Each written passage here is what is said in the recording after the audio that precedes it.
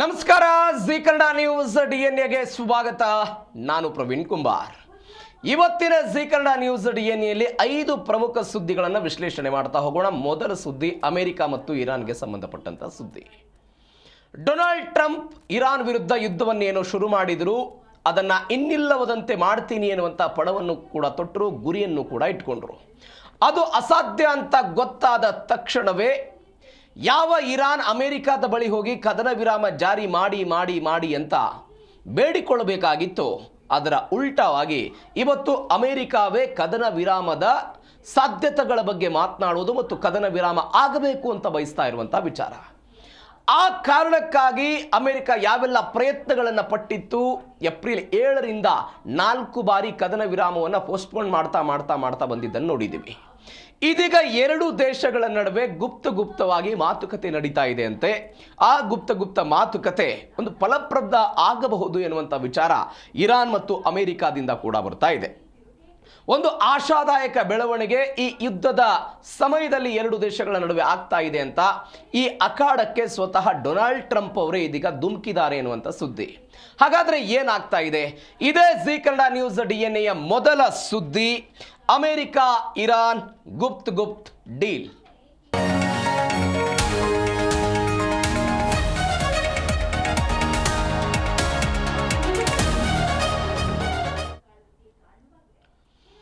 ನಮ್ಮಲ್ಲೊಂದು ಮಾತಿದೆ, ಇರಲಾರ್ದೆ ಇರುವೆ ಬಿಟ್ಕೊಂಡ್ರು ಅಂತ ಹೇಳ್ತಾರೆ. ಕೆಲಸ ಇಲ್ದವ್ರು ಏನೋ ಮಾಡಿದ್ರಂತೆ, ಹಾಗೆ ಡೊನಾಲ್ಡ್ ಟ್ರಂಪ್ ಅವ್ರ ಕತೆ ಆಯಿತು. ಯಾಕಂದರೆ ಇಸ್ರೇಲ್ನ ಕಾರಣಕ್ಕಾಗಿ ಈ ಯುದ್ಧವನ್ನು ಅಮೆರಿಕ ಶುರು ಮಾಡಿದಂತಹ ಸಮಯದಲ್ಲಿ ಅಮೆರಿಕನ್ನರೇ ಇದನ್ನು ವಿರೋಧ ಮಾಡಿದ್ರು.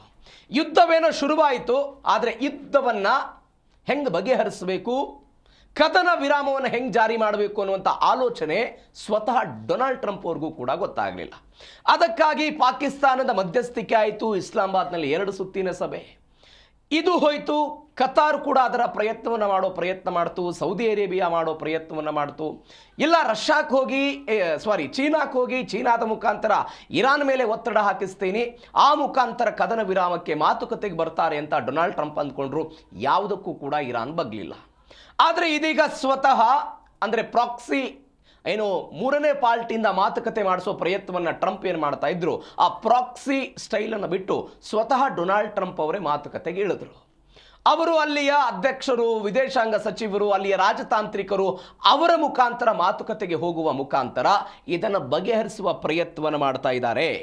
ಹಾಗಾದರೆ ಟ್ರಂಪ್ ಹೇಳಿದಿರುವಂಥ ಸೂತ್ರ ಏನು, ಇರಾನ್ ಮಾಡ್ತಾ ಇರುವಂತಹ ಪಟ್ಟುಗಳೇನು, ಇದರಿಂದ ಯಾವೆಲ್ಲ ಬೆಳವಣಿಗೆಗಳಾಗುತ್ತೆ, ಈ ಒಪ್ಪಂದದ ಭಾಗವಾಗಿ ಯಾವೆಲ್ಲ ಆಶಾದಾಯಕ ಬೆಳವಣಿಗೆಗಳು ಅಮೆರಿಕಕ್ಕೆ ಸಿಗುತ್ತೆ, ಡೀಟೇಲ್ಸ್ ಆಗಿ ನೋಡ್ತಾ ಹೋಗೋಣ. ಮೊದಲ ಭಾಗ, ಟ್ರಂಪ್ ಗುಪ್ತ ಡೀಲ್, ಅಮೆರಿಕ ಅಧಿಕಾರಿಗಳಿಗೆ ವಾರ್ನಿಂಗ್. ಯಾಕೆ ವಾರ್ನಿಂಗ್? ಇಷ್ಟು ದಿನ ಇರಾನ್ಗೆ ವಾರ್ನಿಂಗ್ ಕೊಡ್ತಾ ಇದ್ರು, ಇರಾನ್ ಅಧಿಕಾರಿಗಳಿಗೆ, ಇರಾನ್ನ ರಾಜಕಾರಣಿಗಳಿಗೆ ವಾರ್ನಿಂಗ್ ಕೊಡ್ತಾ ಇದ್ರು. ಇದೀಗ ಸ್ವತಃ ಅಮೆರಿಕದ ಅಧಿಕಾರಿಗಳಿಗೆ ವಾರ್ನಿಂಗ್ ಕೊಡೋ ಪ್ರಯತ್ನ. ಅವರು ಹೇಳ್ತಿದ್ದಾರೆ, ಇರಾನ್ ಜೊತೆಗಿನ ಮಾತುಕತೆಯ ಸಮಯದಲ್ಲಿ ಜಾಗರೂಕತೆಯಿಂದ ಇರಬೇಕು, ಯಾವುದೇ ಕಾರಣಕ್ಕೂ ಎಡವಟ್ಟಾಗಬಾರ್ದು ಅಂತ ಹೇಳ್ತಿರೋದು. ಮಾತುಕತೆಯಲ್ಲಿ ಯಾವುದೇ ಕಾರಣಕ್ಕೂ ಲೋಪದೋಷ ಆಗಬಾರ್ದು. ಅಮೆರಿಕ ರಾಜತಾಂತ್ರಿಕ ಅಧಿಕಾರಿಗಳಿಗೆ ಟ್ರಂಪ್ ಎಚ್ಚರಿಕೆ ಕೊಟ್ಟಿರೋದು, ಯಾವುದೇ ಕಾರಣಕ್ಕೂ ರಾಜಿಯನ್ನು ಮಾಡಿಕೊಳ್ಬಾರ್ದು ಅಂತ. ಅವರು ಹೇಳ್ತಾ ಇದ್ದಾರೆ, ಅಮೆರಿಕ ಮತ್ತು ಇರಾನ್ ನಡುವೆ ಈ 14 ಅಂಶಗಳ ಪ್ರಸ್ತಾವನೆ ಏನಾಗ್ತಾ ಇದೆ, ಅದು ಅಂತಿಮ ಮುದ್ರೆ ಬಿದ್ದರೆ ಆ ಅಂತಿಮ ಮುದ್ರೆಯಲ್ಲಿ ಯಾವುದೇ ಗೊಂದಲಗಳು ಇರಬಾರದು, ಒಂದು ಸ್ಪಷ್ಟವಾದಂತಹ ನಿಯಮ ಜಾರಿಯಾಗಿರಬೇಕು, ಅದು ಅಮೆರಿಕದ ಹಿತಾಸಕ್ತಿಗೆ ಬದ್ಧ ಆಗಿರಬೇಕು ಅನ್ನೋದು ಡೊನಾಲ್ಡ್ ಟ್ರಂಪ್ ಅವರ ವಾದ. ಒಂದು ವೇಳೆ ಈ ಮಾತುಕತೆಯ ಮುಖಾಂತರ ನಾಳೆ ಇರಾನ್ಗೆ ಪ್ಲಸ್ ಪಾಯಿಂಟ್ ಆಗಬಾರದು, ಇರಾನ್ಗೆ ಒಳ್ಳೆಯದ ಆಗಬಾರದು, ಅದು ಅಮೆರಿಕದ ಒಳಿತನ್ನು ಬಯಸಬೇಕು, ಆ ನಿಟ್ಟಿನಲ್ಲಿ ಅಧಿಕಾರಿಗಳು ಕೆಲಸವನ್ನು ಮಾಡಬೇಕು ಅಂತ. ಎರಡನೇದವ್ರು ಹೇಳ್ತಾ ಇದ್ದಾರೆ, ಕಠಿಣ ಪರಿಶೀಲನಾ ವ್ಯವಸ್ಥೆ ಇರಬೇಕು ಅಂತ. ಏನು ಕಠಿಣ ಪರಿಶೀಲನಾ ವ್ಯವಸ್ಥೆ? ಅಮೆರಿಕ ಮತ್ತು ಅಂತಾರಾಷ್ಟ್ರೀಯ ಪರಮಾಣು ಸಂಸ್ಥೆಯ ಅಧಿಕಾರಿಗಳೇನಿದ್ದಾರೆ ಮುಕ್ತವಾಗಿ ಇರಾನ್ಗೆ ಹೋಗಿ ಇರಾನ್ನ ಪರಮಾಣು ಕೇಂದ್ರಗಳಲ್ಲಿ ಇವರು ಸಂಸ್ಕರಿಸಿದಂಥ ಯುರೇನಿಯಂ ಅನ್ನು ಹೋಗಿ ನಮಗೆ ಚೆಕ್ ಮಾಡೋದಕ್ಕೆ ಅವಕಾಶ ಇರಬೇಕು. ರಹಸ್ಯವಾಗಿ ಮತ್ತು ಏಕಾಏಕಿಯಾಗಿ ನಾವು ಭೇಟಿ ಕೊಟ್ಟಾಗಲೂ ಕೂಡ ಅದನ್ನು ಚೆಕ್ ಮಾಡಿಕೊಂಡು ಬರುವಂಥ ಶಕ್ತಿ ಸಾಮರ್ಥ್ಯ ನಮ್ಮಲ್ಲಿರಬೇಕು. ಆ ನಿಟ್ಟಿನಲ್ಲಿ ಅಮೆರಿಕದ ಅಧಿಕಾರಿಗಳು ಕೆಲಸ ಮಾಡಬೇಕು ಅನ್ನುವಂತಹ ಒಂದು ಸೂಚನೆಯನ್ನು ಅಮೆರಿಕ ಅಧ್ಯಕ್ಷ ಡೊನಾಲ್ಡ್ ಟ್ರಂಪ್ ಅಧಿಕಾರಿಗಳಿಗೆ ಕೊಟ್ಟಿದ್ದಾರೆ ಅಂತ. ಯಾಕೆ ಅಂತ ಹೇಳಿದರೆ, ಡೊನಾಲ್ಡ್ ಟ್ರಂಪ್ ಅವರಿಗೆ ಬರಾಕ್ ಒಬಾಮಾ ಮೇಲೆ ಸಿಟ್ಟಿದೆ. 2015ರಲ್ಲಿ ಆದಂತಹ ಒಪ್ಪಂದ ಒಂದು ಕೆಟ್ಟ ಒಪ್ಪಂದ ಅಂತ ಡೊನಾಲ್ಡ್ ಟ್ರಂಪ್ ಹೇಳ್ತಾ ಇದ್ದಾರೆ. ಹೀಗಾಗಿ ಅವತ್ತು ಆದಂತಹ ತಪ್ಪುಗಳು ಇವತ್ತು ಒನ್ಸ್ ಅಗೇನ್ ಆಗಬಾರದು. ಅದು ಯುರೇನಿಯಂ ವಿಚಾರ ಆಗಿರ್ಬೋದು, ಪರಮಾಣು ವಿಚಾರ ಆಗಿರ್ಬೋದು, ಹಾರ್ಮೋಜ್ನ ವಿಚಾರ ಆಗಿರ್ಬೋದು, ಆರ್ಥಿಕ ನಿರ್ಬಂಧಗಳನ್ನು ತೆರೆಯುವಂತಹ ವಿಚಾರ ಆಗಿರ್ಬೋದು, ಯಾವ ವಿಚಾರದಲ್ಲೂ ಕೂಡ ಅಮೆರಿಕಕ್ಕೆ ನಷ್ಟ ಆಗಿರಬಾರ್ದು. ಅಮೆರಿಕಕ್ಕೆ ನಷ್ಟ ಆಗದಂತೆಯೇ ನಿಮ್ಮ ಮಾತುಕತೆ ಇರಬೇಕು. ಆ ಮಾತುಕತೆಯಂತೆ ನೀವು ಕೆಲಸವನ್ನು ಮಾಡಬೇಕು ಅಂತ ಅವರು ಇದೀಗ ಅಧಿಕಾರಿಗಳಿಗೆ ಎಚ್ಚರವನ್ನು ಕೊಟ್ಟಿದ್ದಾರೆ. ಯಾಕಂದರೆ ಡೊನಾಲ್ಡ್ ಟ್ರಂಪ್ ಅವರ ಮಾತಿನ ಮೇರೆಗೆ ಅಧಿಕಾರಿಗಳು ಯಾವ್ಯಾವ ಕೆಲಸವನ್ನು ಕಳೆದ 76-78 ದಿನಗಳಲ್ಲಿ ಮಾಡಿದ್ದಾರೆ. ಅದು JD ವ್ಯಾನ್ಸ್ ಆಗಿರ್ಬೋದು, ರೂಬಿಯೋ ಆಗಿರ್ಬೋದು, ಬೇರೆ ಬೇರೆ ವಿದೇಶಾಂಗ ಇಲಾಖೆ ಅಧಿಕಾರಿಗಳು ಹೆಂಗೆ ಕೆಲಸ ಮಾಡಿದ್ದಾರೆ ಅನ್ನೋದನ್ನು ನೋಡಿದ್ದೀವಿ. ಆದರೆ ಅಂತಿಮ ಕ್ಷಣದಲ್ಲಿ 76-78 ದಿನಗಳ ಕಾಲ ಯುದ್ಧ ಆಗಿ ಅಂತಿಮ ಕ್ಷಣದಲ್ಲಿ ಏನಾದರೂ ಎಡವಟ್ಟಾಗಿ ಈಗ ಇರಾನ್ ಏನು ಬಯಸುತ್ತೆ ಹೇಳಿ? ಇರಾನ್ ತನಗೇನು ಒಳಿತಾಗುತ್ತೋ ಅದನ್ನು ಬಯಸುತ್ತೆ.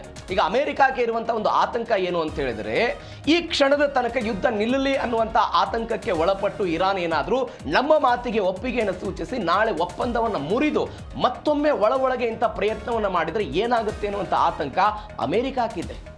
ಈ ಕ್ಷಣದ ಒಪ್ಪಂದ ಆಗಿರಬಾರ್ದು, ಇದು ದೀರ್ಘಕಾಲದ ಒಪ್ಪಂದ ಆಗಿರಬೇಕು ಅಂತ. ಈ ದೀರ್ಘಕಾಲದ ಒಪ್ಪಂದದ ಭಾಗವಾಗಿ ಅಧಿಕಾರಿಗಳಿಗೆ ಎಚ್ಚರಿಕೆ ಕೊಡುವ ಪ್ರಯತ್ನವನ್ನು ಡೊನಾಲ್ಡ್ ಟ್ರಂಪ್ ಕೊಟ್ಟಿದ್ದಾರೆ. ಇದರ ಭಾಗವಾಗಿ ಇರಾನ್ಗೆ ಡೆಡ್ಲೈನ್ ಕೊಟ್ಟರು ಒಬಾಮಾ ವಿರುದ್ಧ ಕಿಡಿಕಾರಿರು. ಯಾಕೆ ಒಬಾಮಾ ವಿರುದ್ಧ ಕಿಡಿಕಾರಿರು? ಅನೇಕ ಬಾರಿ DNA ಮಾತನಾಡಿದ್ದೀವಿ. ಡೊನಾಲ್ಡ್ ಟ್ರಂಪ್ಗಿಂತ ಹಿಂದಿದ್ದಂತಹ ಬರಾಕ್ ಒಬಾಮಾ ಅವರ ಅಧ್ಯಕ್ಷೀಯ ಅವಧಿಯಲ್ಲಿ ಇರಾನ್ ಜೊತೆಗೆ ಒಂದು ಒಪ್ಪಂದ ಮಾಡಿಕೊಂಡ್ರು. ಇರಾನ್ ಜೊತೆಗೆ ಒಪ್ಪಂದವನ್ನು ಮಾಡಿಕೊಂಡ್ರು. ಅದರ ಜೊತೆಗೆ ಯುರೋಪಿಯನ್ ಕಂಟ್ರಿಗಳೆಲ್ಲ ಇತ್ತು, ಎಲ್ಲವೂ ಓಕೆ. ಏನು ಒಪ್ಪಂದ? ಅವರು ಯುರೇನಿಯಂ ಪುಷ್ಟೀಕರಿಸಬಾರದು, ಈಗಾಗಲೇ ಇರುವಂಥ ಯುರೇನಿಯಂ ಹಸ್ತಾಂತರ ಮಾಡಬೇಕು ಅಂತ ಎಲ್ಲ ಒಪ್ಪಂದ ಆಯಿತು. ಆ ಒಪ್ಪಂದದಿಂದ ಡೊನಾಲ್ಡ್ ಟ್ರಂಪ್ 2018ರಲ್ಲಿ ಹೊರಗಡೆ ಬಂದರು. ಅವತ್ತೇನಾಯಿತು ಒಂದು ಬೆಳವಣಿಗೆ ಅಂತ ಹೇಳಿದರೆ, ಅವತ್ತು ಏನು ಮಾಡಿದ್ರು, ತಾತ್ವಿಕ ಪರಮಾಣು ನಿರ್ಲಕ್ಷ್ಯದ ಒಪ್ಪಂದಕ್ಕೆ ಓಕೆ ಅಂತ ಹೇಳಿಬಿಟ್ಟಿದ್ರು. ಅಂದರೆ ಕಡಿಮೆ ಸಮಯಕ್ಕೆಲ್ಲ ಓಕೆ ಅಂತ ಹೇಳಿದ್ರು, ದೀರ್ಘಕಾಲದ ಒಪ್ಪಂದ ಆಗಿರಲಿಲ್ಲ. ಈಗ ಉದಾಹರಣೆಗೆ ಒಂದು 20 ವರ್ಷ ನಾವು ಪರಮಾಣು ವಿಚಾರದಲ್ಲಿ ಕೆಲಸ ಮಾಡಲ್ಲ ಅಂತ ಇರಾನ್ ಒಪ್ಕೊಳ್ತು ಅಂತ ಇಟ್ಕೊಳ್ಳಿ. ಒಂದ್ಸಗೆ ಇವತ್ತು 2026 ಇದ್ದೀವಿ. 2046ರ ವೇಳೆಗೆ ಒಂದ್ಸಗೆ ನಾವು ಕಾನೂನಾತ್ಮಕವಾಗಿ ಒಪ್ಪಂದ ಮುಗಿದು ಹೋಗ್ಬಿಟ್ಟಿದೆ, ನಾವು ತಯಾರು ಮಾಡ್ತೀವಿ ಅಂತ ಇರಾನ್ ಬಂದ್ಬಿಟ್ರೆ ಅವತ್ತು ಅಮೆರಿಕ ಮತ್ತೊಮ್ಮೆ ದಾಳಿ ಮಾಡುವಂತಹ ಪರಿಸ್ಥಿತಿ ಬರುತ್ತೆ. ಹೀಗಾಗಿ ಡೊನಾಲ್ಡ್ ಟ್ರಂಪ್ ಹೇಳ್ತಾ ಇದ್ದಾರೆ, ಬರಾಕ್ ಒಬಾಮಾ ಅವತ್ತೇನು ತಪ್ಪು ಮಾಡಿದ್ರಲ್ಲ ಅದು ಕೇವಲ ಆ ಕ್ಷಣಕ್ಕೆ ಸೀಮಿತವಾಗಿತ್ತು, ಹೀಗಾಗಿ ಆ ಕ್ಷಣದ ಸೀಮಿತ ಬೇಡ ಅಂತ. ಪರಮಾಣು ಚಟುವಟಿಕೆ ನಿರ್ಬಂಧ ಕೇವಲ 10ರಿಂದ 15 ವರ್ಷ ಆಯಿತು ಆ ಒಪ್ಪಂದದಲ್ಲಿ. ಎರಡನೇದು ಅವರು ಹೇಳ್ತಾ ಇರುವಂಥದ್ದು ಏನಿದೆ ಅಂತ ಹೇಳಿದ್ರೆ, ಬಲಹೀನ ತಪಾಸಣಾ ನಿಯಮ ಇತ್ತು. ಬಲಹೀನ ತಪಾಸಣಾ ನಿಯಮ ಅಂತ ಅಂದರೆ ಇವತ್ತೇನು ಇವರು ಅಧಿಕಾರಿಗಳಿಗೆ ಹೇಳಿದಾರಲ್ಲ, ನಾವು ಯಾವಾಗಾದರೂ ಹೋಗಿ ತಪಾಸಣೆ ಮಾಡುವಂಥ ಅವಕಾಶ ಇರ್ಬೋದು ಅಂತ. ಆದರೆ ಈ ಒಪ್ಪಂದದ ಆದ ನಂತರ ಇರಾನ್ ಏನು ಮಾಡ್ತು, ಅಂತಾರಾಷ್ಟ್ರೀಯ ಪರಮಾಣು ಸಂಸ್ಥೆಯ ಅಧಿಕಾರಿಗಳಿಗೂ ಕೂಡ ಇದನ್ನು ತಪಾಸಣೆ ಮಾಡೋದಕ್ಕೆ ಅವಕಾಶವನ್ನು ಮಾಡಿಕೊಳ್ಳಿಲ್ಲ, ನಿರ್ಬಂಧವನ್ನು ಹೇರಿತು.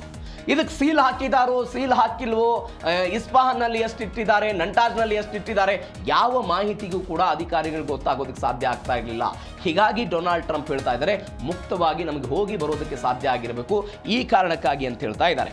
ಮೂರನೇದ್ದು, ಆರ್ಥಿಕ ನಿರ್ಬಂಧಗಳನ್ನು ಬರಾಕ್ ಒಬಾಮಾ ಅವರು ತೆರೆದಿದ್ದರು. ಆ ಆರ್ಥಿಕ ನಿರ್ಬಂಧವನ್ನು ತೆಗೆದಿದ್ದರ ಪರಿಣಾಮವಾಗಿ ಏನಾಗಿತ್ತು, ಹಣ ಸ್ಥಗಿತ ಆಗಿದ್ದನ್ನು ಅಮೆರಿಕ ಅವತ್ತು ಅವರಿಗೆ ಕೊಟ್ಟಿತ್ತು. $100 ಕೋಟಿ ಅವರಿಗೆ ಹಣವನ್ನು ವರ್ಗಾವಣೆ ಮಾಡಿತ್ತು.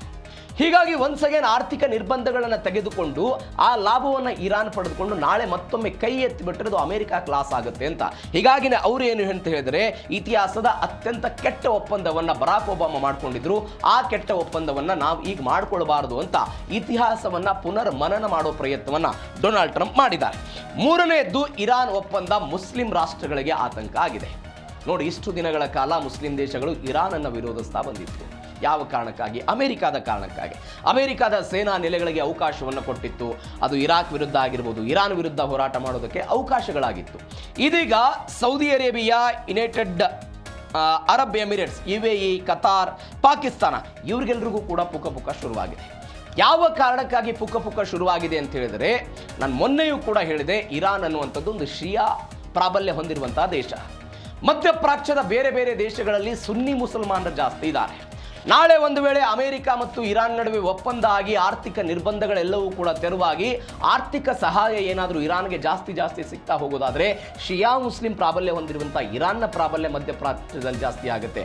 Saudi Arabia, UAE, Qatar, Pakistan ಇವರ ಪ್ರಾಬಲ್ಯ ಕಡಿಮೆ ಆಗುತ್ತೆ ಅನ್ನುವಂಥ ಆತಂಕ ಅವರಿಗಿದೆ. ಒಂದು. ಎರಡನೇದ್ದು, ಈ ಮಧ್ಯಪ್ರಾಚ್ಯದ ಬೇರೆ ಬೇರೆ ದೇಶಗಳಿಗೆ ಪ್ರಾಕ್ಸಿ ಯುದ್ಧಗಳ ಭೀತಿ ಇದೆ. ಏನು ಪ್ರಾಕ್ಸಿ ಯುದ್ಧಗಳ ಭೀತಿ? ಅದು ಹಮಾಸ್ ಆಗಿರ್ಬೋದು, ಹೆಜ್ಬುಲ್ಲಾ ಆಗಿರ್ಬೋದು, ಹೌತಿಗಳಿಂದ ಇವರು ನಮ್ಮ ಮೇಲೆ ಅಟ್ಯಾಕ್ ಮಾಡಿಸಬಹುದು ಅಂತ ಈ ಆತಂಕ ಇದೆ. ನಾನು ಇನ್ನೇ ಹೇಳುವಂಥ ಸಮಯದಲ್ಲಿ ಹೇಳ್ತಾ ಇದ್ದೆ, ಅಮೆರಿಕದ ಬೇಡಿಕೆ ಏನಿದೆ, ಇವರಿಗೆ ಸಪ್ಲೈ ಮಾಡ್ತಾ ಇರುವಂಥ ಆರ್ಥಿಕ ಸಹಾಯ, ತಾಂತ್ರಿಕ ಸಹಾಯವನ್ನು ನೀವು ನಿಲ್ಲಿಸಬೇಕು ಅಂತ. ಬಟ್ ಇರಾನ್ ಏನು ಹೇಳ್ತಾ ಇದೆ, ನಮ್ಮ ಆಂತರಿಕ ಸೈನ್ಯಗಳ ನಿಯಮದಲ್ಲಿ ನೀವು ಭಾಗಿಯಾಗಬೇಡಿ, ನೀವು ಪರಮಾಣು ವಿಚಾರದ ಅದ್ರ ಬಗ್ಗೆ ಮಾತನಾಡೋಣ, ಆದರೆ ಈ ಪ್ರಾಕ್ಸಿ ಯುದ್ಧಗಳ ಬಗ್ಗೆ ಮಾತನಾಡಬೇಡಿ ಅಂತ ಇರಾನ್ ಹೇಳಿದೆ ಅಂತ ಹೇಳ್ತಾ ಇದ್ದೆ. ಈ ಮಧ್ಯಪ್ರಾಚ್ಯದ ದೇಶಗಳಿಗೂ ಕೂಡ ಅಂಥದ್ದೊಂದು ಆತಂಕ ಇದೆ. ಈ ಒಂದು ಆತಂಕವು ಕೂಡ ಇರೋದು. ಮೂರನೇ ಆತಂಕ ಏನಿದೆ ಅಂತ ಹೇಳಿದ್ರೆ, ಇಸ್ರೇಲನ್ನು ಒಪ್ಪಿಕೊಳ್ಳಬೇಕಾದಂಥ ಅನಿವಾರ್ಯತೆ. ಇಸ್ರೇಲ್ನ ಅಸ್ತಿತ್ವವನ್ನು ಪ್ರಶ್ನೆ ಮಾಡಿದಂಥ ಮಧ್ಯಪ್ರಾಚ್ಯದ ದೇಶಗಳು. ಇಸ್ರೇಲ್ ಒಂದು ಅಕ್ರಮವಾಗಿ ಬಂದು ನೆಲೆ ಊರಿತ್ತು 1948ರ ಮೇ ತಿಂಗಳಲ್ಲಿ ಅಂತ ಎಲ್ಲ ಆರೋಪಗಳನ್ನು ಮಾಡಿದ್ರು. ಆದರೆ ಇದೀಗ ಅಮೆರಿಕದ ಕಾರಣಕ್ಕಾಗಿ ಇಸ್ರೇಲನ್ನು ಅವರು ಒಪ್ಪಿಕೊಳ್ಳುವಂತಹ ಪ್ರಯತ್ನವನ್ನು ಮಾಡ್ತಾ ಇದ್ದಾರೆ. ಆ ಇಸ್ರೇಲನ್ನು ಒಪ್ಪಿಕೊಂಡು ಈ ಅಬ್ರಹಾಂ ಒಪ್ಪಂದ ಅಂತ ಒಂದಾಗಿತ್ತಲ್ಲ ಮಧ್ಯಪ್ರಾಚ್ಯಗಳು ಮತ್ತು ಇಸ್ರೇಲ್ನ ನಡುವೆ, ಅಬ್ರಹಾಂ ಒಪ್ಪಂದ ಅಂತ ಹೇಳಿದ್ರೆ ಈ ಎರಡು ಮಧ್ಯಪ್ರಾಚ್ಯ ಮತ್ತು ಇಸ್ರೇಲ್ನ ಸಂಬಂಧವನ್ನು ಗಟ್ಟಿಗೊಳಿಸುವಂತಹ ಪ್ರಯತ್ನ, ರಾಜತಾಂತ್ರಿಕ ಸಂಬಂಧಗಳನ್ನು ಬೆಳೆಸೋದು. ಇದೀಗ ಈ ಅಬ್ರಹಾಂ ಒಪ್ಪಂದವನ್ನು ವಿಸ್ತರಣೆ ಮಾಡುವಂತ ಹಂತಕ್ಕೆ ಮಧ್ಯಪ್ರಾಚ್ಯಗಳು ಹೋಗ್ತಾ ಇದೆ. ಹೀಗಾಗಿ ಇರಾನ್ ಮತ್ತು ಅಮೆರಿಕದ ನಡುವೆ ಏನಾದರೂ ಈ ಒಪ್ಪಂದ ಆದರೆ ಅದು ಮುಸಲ್ಮಾನ್ ದೇಶಗಳಿಗೆ ಒಂದು ಸಂಕಷ್ಟವನ್ನ, ಒಂದು ಆತಂಕವನ್ನ ತಂದಿಡ್ತಾ ಇದೆ. ಹೀಗಾಗಿ ಈ ವಿಚಾರದಲ್ಲಿ ಒಂದು ಸ್ಟ್ಯಾಂಡ್ ಏನ್ ತೆಗೆದುಕೊಳ್ತಾರೆ ಅನ್ನೋದು ಸದ್ಯಕ್ಕಿರುವಂತಹ ಕುತೂಹಲ. ಮೂರನೆಯದ್ದು, ನಾನೇ ಸರ್ವಾಧಿಕಾರಿ ಅಂತ ಹೇಳಿ ಡೊನಾಲ್ಡ್ ಟ್ರಂಪ್ ಮತ್ತೆ ಹುಚ್ಚಾಟವನ್ನು ಮೆರೆದಿದ್ದಾರೆ. ನೀವು ನಿರಂಕುಶ ಸರ್ವಾಧಿಕಾರಿ ಅಂತ ಕರೆದರೆ ನನಗೆ ಅಭ್ಯಂತರ ಇಲ್ಲ, ನೀವು ಭೇಟಿಯಾಗಲಿರುವ ಅತ್ಯಂತ ಬುದ್ಧಿವಂತ ವ್ಯಕ್ತಿ ನಾನು ಅಂತ ಡೊನಾಲ್ಡ್ ಟ್ರಂಪ್ ಹೇಳಿರುವಂಥ ಮಾತಿದು. ನೀವು ಬುದ್ಧಿವಂತ ಅಧ್ಯಕ್ಷರನ್ನು ಹೊಂದೋದಕ್ಕೆ ಬಯಸೋದಿಲ್ವೇ? 3 ಬಾರಿ ಅರಿವಿನ ಪರೀಕ್ಷೆ ಮಾಡಿಸ್ಕೊಂಡು ನಾನೆಲ್ಲ ತೇರ್ಗಡೆಯಾಗಿದ್ದೀನಿ, ಆದರೆ ಹಿಂದಿನ ಯಾವ ಅಧ್ಯಕ್ಷರು ಇಂಥದ್ದೊಂದು ಪರೀಕ್ಷೆಗೆ ಒಳಗಾಗಿಲ್ಲ ಅಂತ ಡೊನಾಲ್ಡ್ ಟ್ರಂಪ್ ಕೊಡುವಂಥ ಹೇಳಿಕೆ. ಏನು ಹೇಳಿದರು ಅವರು ಅಂತ ಹೇಳಿದರೆ, ನೀವು ಬುದ್ಧಿವಂತ ವ್ಯಕ್ತಿಯನ್ನೇ ನೀವು ಭೇಟಿ ಆಗ್ತೀರಿ ಅಂತೆಲ್ಲ ಹೇಳಿದ್ದಾರೆ. ಒಂದು ನ್ಯೂಯಾರ್ಕ್ನಲ್ಲಿ ಒಂದು ಚುನಾವಣಾ ರ್ಯಾಲಿ ಇತ್ತಂತೆ. ಆ ಚುನಾವಣಾ ರ್ಯಾಲಿಯಲ್ಲಿ ಟೀಕೆಗಳಿಗೆ ಉತ್ತರಿಸುವಂತಹ ಪ್ರಯತ್ನದ ಭಾಗವಾಗಿ ಅವರೆಲ್ಲ ಹೇಳಿದರು. ಇರಾನ್ ಮತ್ತು ವೆನಿಜುವೆಲಾದ ಮೇಲೆ ದಾಳಿ ಆದಂತಹ ಸಮಯದಲ್ಲಿ ಈ ಡೊನಾಲ್ಡ್ ಟ್ರಂಪ್ ಅವರ ಮಾನಸಿಕತೆ ಬಗ್ಗೆ, ಅವರ ಆರೋಗ್ಯದ ಬಗ್ಗೆ ಎಲ್ಲ ಚರ್ಚೆ ಆಗ್ತಾ ಇತ್ತು. ಹೀಗಾಗಿ ಅವರು ಹೇಳಿದ್ದಾರೆ, ನಾನು ಕಾಗ್ನಿಟಿವ್ ಟೆಸ್ಟ್ಗೆ ಒಳಗಾಗಿದ್ದೀನಿ, ನನ್ನ ಆರೋಗ್ಯ ಸರಿಯಾಗೇ ಇದೆ, ಕಾಗ್ನಿಟಿವ್ ಟೆಸ್ಟನ್ನು ಮಾಡಿಸ್ಕೊಂಡಿದ್ದೀನಿ, ನನ್ನ ಬುದ್ಧಿಮತ್ತೆ ಅದರ ಜೊತೆಗೆ ನನ್ನ ಎಲ್ಲ ಶಕ್ತಿ ಎಲ್ಲವೂ ಕೂಡ ಸರಿಯಾಗಿದೆ, ಯಾವುದೇ ತೊಂದರೆ ಇಲ್ಲ ಅಂತ ಅವ್ರು ಹೇಳಿದ್ದಾರೆ. ಎರಡನೇದು ಅವರು ಹೇಳ್ತಾ ಇರೋದು, ನನ್ನನ್ನು ಕ್ರೂರ ಅಂತ ಕರೀರಿ, ಸರ್ವಾಧಿಕಾರಿ ಅಂತ ಕರೀರಿ, ನನಗೆ ಬೇಸರ ಇಲ್ಲ, ಆದರೆ ನನಗೆ ದಡ್ಡ ಅಂತ ಕರೆದ್ರೆ ಬೇಸರ ಆಗುತ್ತೆ ಅಂತ. ಈಗ ಡೊನಾಲ್ಡ್ ಟ್ರಂಪ್ ಸರ್ವಾಧಿಕಾರಿ ಅಂತ ಹೇಳ್ತಾರೆ, ಕ್ರೂರಿ ಅಂತ ಎಲ್ಲ ಕರೀತಾರೆ, ಬಟ್ ಅದಕ್ಕೆ ನನಗೆ ಬೇಜಾರಿಲ್ಲ, ಬಟ್ ನನಗೆ ದಡ್ಡ ಅಂತ ಕರೆದ್ರೆ ನನಗೆ ಬೇಜಾರಾಗ್ಬಿಡುತ್ತೆ. ಯಾಕೆ ದಡ್ಡ ಅಂತ ಕರೆದ್ರೆ ಬೇಜಾರಾಗುತ್ತೆ? ಅವ್ರು ಹೇಳ್ತಾರೆ, ಒಂದು ದೇಶದ ರಾಷ್ಟ್ರೀಯ ಅಧ್ಯಕ್ಷನಾಗಿರುವಂಥ ಒಬ್ಬ ವ್ಯಕ್ತಿ ಬುದ್ಧಿವಂತ ಇರಬೇಕು ಅಂತ ಜನ ಬಯಸ್ತಾರಲ್ವಾ, ನಾನು ಹಾಗಾಗಿನೇ ಬುದ್ಧಿವಂತನಾಗಿದ್ದೀನಿ. ಅಮೆರಿಕಾದ ಜನರ ಬಯಕೆಯೂ ಕೂಡ ಅದೇ ಆಗಿದೆ, ಬುದ್ಧಿವಂತನಾಗಿರಬೇಕು ಅಂತ. ಹೀಗಾಗಿ ಬುದ್ಧಿವಂತನಾಗಿದ್ದೀನಿ ಎನ್ನುವಂಥ ಮಾತನ್ನು ಹೇಳಿ, ಹೀಗಾಗಿ ನನ್ನನ್ನು ದಡ್ಡ ಅಂತ ಕರಿಬೇಡಿ ಎನ್ನುವಂಥ ಹೇಳಿಕೆಗಳನ್ನು ಕೊಟ್ಟು ಒಂದು ಹುಚ್ಚಾಟ ಮೆರೆಯುವ ಪ್ರಯತ್ನವನ್ನು ಡೊನಾಲ್ಡ್ ಟ್ರಂಪ್ ಒನ್ಸ್ ಅಗೇನ್ ಮಾಡಿದ್ದಾರೆ. ಇದು ಡೊನಾಲ್ಡ್ ಟ್ರಂಪ್ ಅವರ ಹುಚ್ಚಾಟದ ಕತೆ. ಮತ್ತೊಂದು ಕಡೆ ಅಮೆರಿಕನ್ನರಿಗೆ ಡೊನಾಲ್ಡ್ ಟ್ರಂಪ್ ಒಂದು ಶಾಂತಿಯ ಸಂದೇಶವನ್ನು ಕೊಟ್ಟಿದ್ದಾರೆ. ಏನು ಶಾಂತಿಯ ಸಂದೇಶ ಕೊಟ್ಟಿದ್ದಾರೆ? ಇರಾನ್ ಜೊತೆಗಿನ ಒಪ್ಪಂದಗಳು ಇದುವರೆಗೂ ಕೂಡ ಸಂಪೂರ್ಣವಾಗಿ ಮುಕ್ತಾಯಗೊಂಡಿಲ್ಲ, ಅಂದರೆ ಮಾತುಕತೆ ಹಂತದಲ್ಲಿದೆ. 60 ದಿನಗಳ ಕಾಲ ಕದನ ವಿರಾಮ ಘೋಷಣೆ ಆಗಿದೆ, ಮಾತುಕತೆಯ ರೂಪದಲ್ಲಿ ಎಲ್ಲ ನಡೀತಿದೆ. ಮಾತುಕತೆಗಳ ಚಾಲ್ತಿಯಲ್ಲಿದೆ. ವಿರೋಧಿಗಳ ಮಾತಿಗೆ ಜನರು ಕಿವಿ ಕೊಡಬಾರದು, ಬೇರೆ ಯಾರದೋ ಮಾತುಗಳಿಗೆ ನೀವು ಕಿವಿಗೊಡಬೇಡಿ ಅಂತೆಲ್ಲ ಹೇಳಿದ್ದಾರೆ. ತಾವು ಮಾಡ್ತಾ ಇರುವ ಹೊಸ ಒಪ್ಪಂದ ಒಬಾಮಾ ಅಣು ಒಪ್ಪಂದಕ್ಕೆ ವಿರುದ್ಧವಾಗಿದೆ. ಒಂದ್ಸಗೆ 2015 ಒಪ್ಪಂದ, ಅದರಿಂದ ಇವರೆಲ್ಲ ಹೊರಗೆ ಬಂದಿದ್ರು. ಸಿಕ್ಕಾಪಟ್ಟೆ ಆಕ್ರೋಶವನ್ನು ಬರಾಕ್ ಒಬಾಮಾ ವಿರುದ್ಧ ಇದೇ ಡೊನಾಲ್ಡ್ ಟ್ರಂಪ್ ಅವರು ಹಾಕಿದ್ರು. ಈಗ ಪದೇ ಅವರ ಹೆಸರನ್ನು ಉಲ್ಲೇಖ ಮಾಡಿ ಅಂಥದ್ದೊಂದು ತಪ್ಪನ್ನು ನಾವು ಇವತ್ತು ಮಾಡಲ್ಲ ಅಂತ, ಅಂಥದ್ದೊಂದು ತಪ್ಪನ್ನು ಇವತ್ತು ನಾವು ಮಾಡೋದಿಲ್ಲ, ಯಾವುದೇ ಕಾರಣಕ್ಕೂ ನೀವೆಲ್ಲ ಹೆದರಬೇಡಿ ಅಂತ. ನಾನು ಎಂದಿಗೂ ಕೂಡ ದೇಶಕ್ಕೆ ನಷ್ಟ ತರುವ ಕೆಟ್ಟ ಒಪ್ಪಂದಗಳನ್ನು ಮಾಡಿಕೊಳ್ಳೋದಿಲ್ಲ. ಮುಂದಿನ 30ರಿಂದ 60 ದಿನಗಳಲ್ಲಿ ಒಂದು ಮಹತ್ವದ ಒಪ್ಪಂದ ಆಗುತ್ತೆ ಅಂತ ಡೊನಾಲ್ಡ್ ಟ್ರಂಪ್ ಅವರು ಕೊಟ್ಟಿರುವಂಥ ಹೇಳಿಕೆ ಇದು. ಡೊನಾಲ್ಡ್ ಟ್ರಂಪ್ ಅವರು ಕೊಟ್ಟಿರುವಂಥ ಹೇಳಿಕೆ ಹೀಗಾಗಿ ಜನರಿಗೆ ಒಂದು ಶಾಂತಿ ಸಂದೇಶವನ್ನು ಕೊಡೋ ಪ್ರಯತ್ನವನ್ನು ಮಾಡಿದ್ದಾರೆ. ಅಂದರೆ ಯಾವ ಜನ ಡೊನಾಲ್ಡ್ ಟ್ರಂಪ್ ಅವರ ವಿರುದ್ಧ ಆಕ್ರೋಶಭರಿತವಾಗಿ ಮಾತನಾಡಿದ್ರು ಅವರನ್ನು ತಣ್ಣಗಾಗಿಸುವಂತಹ ಪ್ರಯತ್ನ ಇದು, ಒಂದು ಸಂದೇಶವನ್ನು ಕೊಟ್ಟಿದ್ದಾರೆ.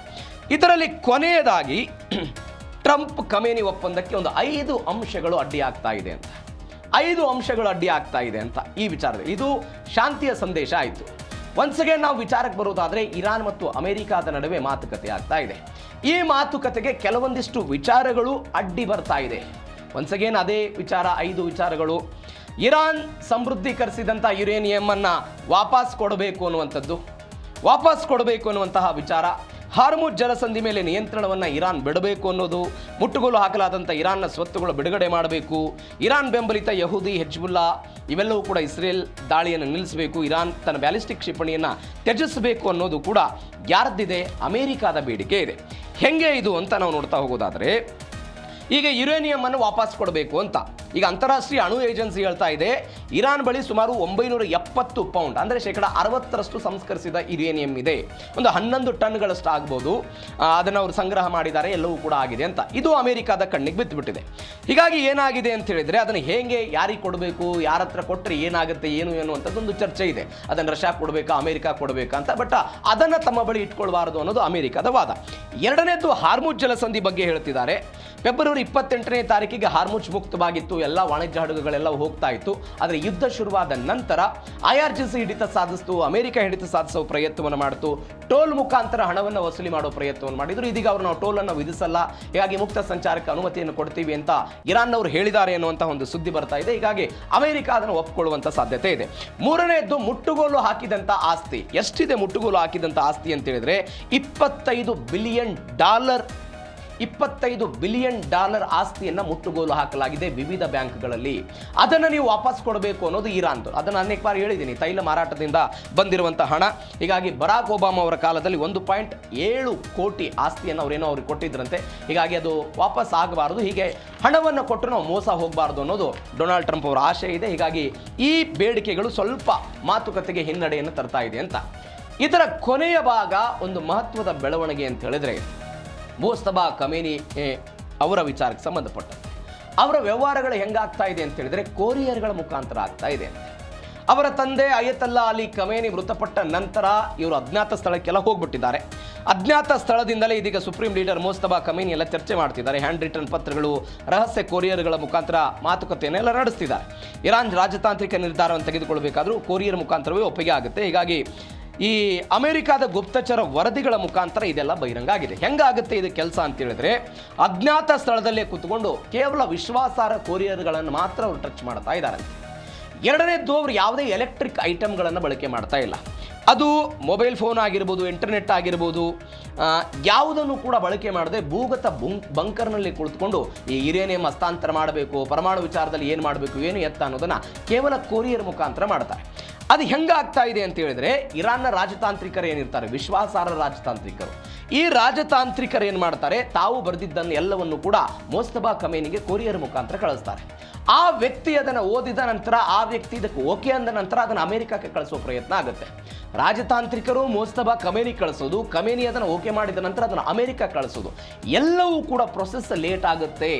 ಈಗ ಫೋನ್ನಲ್ಲಿ ಮಾತನಾಡೋದು, ಇಂಟರ್ನೆಟ್ ಮುಖಾಂತರ ಅದನ್ನು ಕಳಿಸುವ ಪ್ರಯತ್ನಗಳಾಗಿದ್ದರೆ ಎಲ್ಲವೂ ಕೂಡ ಕ್ಷಣಾರ್ಧದಲ್ಲಿ ಆಗ್ತಾ ಇತ್ತು. ಬಟ್ ಈ ವ್ಯಕ್ತಿ ಭೂಗತ ಬಂಕರ್ನಲ್ಲಿ ಅಡಗಿ ಕೂತಿದ್ದಾರೆ. ಯಾವ ಕಾರಣಕ್ಕಾಗಿ ಹಿಂಗೆ ದಾಳಿ ಮಾಡಬಹುದು ಎನ್ನುವಂಥ ಆತಂಕ ಇದೆ. ಯಾಕೆ ಎಲೆಕ್ಟ್ರಿಕ್ ಐಟಮ್ಗಳನ್ನು ಬಳಕೆ ಮಾಡ್ತಾ ಇಲ್ಲ? ಆ ಎಲೆಕ್ಟ್ರಿಕ್ ಐಟಮ್ಗಳ ಮುಖಾಂತರ ಮುಜ್ತಬಾ ಖಮೇನಿ ಇರುವಂತಹ ಜಾಗವನ್ನು ಪತ್ತೆ ಮಾಡಿ, ಒಂದು ಸೆಕೆಂಡ್ ಮೊಬೈಲನ್ನು ಅವರ ಮೊಬೈಲನ್ನು ಏನಾದರೂ ಬಳಕೆ ಮಾಡಿದರೆ ಆ ಮುಖಾಂತರ ಆ ವ್ಯಕ್ತಿ ಎಲ್ಲಿದ್ದಾನೆ ಎನ್ನುವಂಥದ್ದನ್ನು ಕಂಡುಹಿಡಿದು ಆ ವ್ಯಕ್ತಿಯ ಮೇಲೆ ದಾಳಿ ಮಾಡುವ ಸಾಧ್ಯತೆ ಇದೆ. ಈ ದಾಳಿಯಿಂದ ತಪ್ಪಿಸಿಕೊಳ್ಳುವ ಸಲುವಾಗಿ ಈ ವ್ಯಕ್ತಿ ಭೂಗತ ಬಂಕರ್ನಲ್ಲಿ ಅಡ್ಕೊಂಡು ಕೂತಿರೋದು. ಹೀಗಾಗಿ ಕೊರಿಯರ ಮುಖಾಂತರ ಮುಜ್ತಬಾ ಖಮೇನಿ ಮತ್ತು ರಾಜತಾಂತ್ರಿಕರ ನಡುವೆ ಸಂವಹನ ಆಗ್ತಾ ಇದೆ. ಆ ಸಂವಹನ ಅಮೆರಿಕಕ್ಕೆ ಹೋಗ್ತಾ ಇದೆ. ಹೀಗಾಗಿ ಇದು ಸ್ವಲ್ಪ ಡಿಲೇ ಆಗ್ತಾ ಇದೆ ಎನ್ನುವಂಥ ಸುದ್ದಿ ಬರ್ತಾ ಇದೆ. ಇದು ಇರಾನ್ ಮತ್ತು ಅಮೆರಿಕ ನಡುವೆ ಆಗ್ತಾ ಇರುವಂಥ ಬೆಳವಣಿಗೆ. ಆದರೆ ಎರಡನೇ ಸುದ್ದಿ ರಷ್ಯಾ ಮತ್ತು ಉಕ್ರೇನ್ಗೆ ಸಂಬಂಧಪಟ್ಟಂತ ಸುದ್ದಿ. ಅನೇಕ ವರ್ಷಗಳಿಂದ ರಷ್ಯಾ ಮತ್ತು ಉಕ್ರೇನ್ ನಡುವೆ ಯುದ್ಧ ಆಗ್ತಾ ಇದೆ. ಯಾವ ಕಾರಣಕ್ಕೂ ಕೂಡ ಇದು ಮುಗಿಯುವಂತಕ್ಕೆ ಕಾಣಿಸ್ತಾ ಇಲ್ಲ. 1990ರ ಆ ದಶಕದಲ್ಲಿ ಒಂದೇ ದೇಶವಾಗಿದ್ದಂತಹ ಉಕ್ರೇನ್ ಮತ್ತು ರಷ್ಯಾ ಒಂದೇ ಸೋವಿಯತ್ ಒಕ್ಕೂಟ ಆಗಿತ್ತು. ಅದಾದ ನಂತರ ಪ್ರತ್ಯೇಕವಾದ ನಂತರ ಅವರ ಆಲೋಚನೆ ಅವರಿಗೆ, ಇವರ ಆಲೋಚನೆ ಇವರಿಗಾಗಿದೆ. ಆದರೆ ಉಕ್ರೇನ್ ಮೇಲೆ ಪುಟಿನ್ ಅವರು ಮಾತ್ರ ದಾಳಿಯನ್ನು ಮುಂದುವರಿಸಿದ್ದಾರೆ. ಈ ದಾಳಿಯ ಭಾಗವಾಗಿ ಉಕ್ರೇನ್ನ ರಾಜಧಾನಿ ಕೀವ್ನಲ್ಲಿ ಮತ್ತೊಂದು ದಾಳಿ ಆಗಿದೆ. ವಿಶೇಷ ದಾಳಿ ಅಂತ ಏನು ಹೇಳಿದರೆ, ಓರೆಶಿಕ್ ಮಿಸೈಲ್ ಅನ್ನು ಅವರು ಬಳಕೆ ಮಾಡಿದರು. ಓರೆಶ್ನಿಕ್ ಎನ್ನುವಂಥ ಒಂದು ಮಿಸೈಲನ್ನು ಬಳಕೆ ಮಾಡಿದ್ದಾರೆ. ಈ ಮಿಸೈಲನ್ನು ಹಿಂದೆಯೂ ಕೂಡ ಟ್ರಯಲ್ ಆಗಿ ಬಳಕೆ ಮಾಡಿದ್ರು.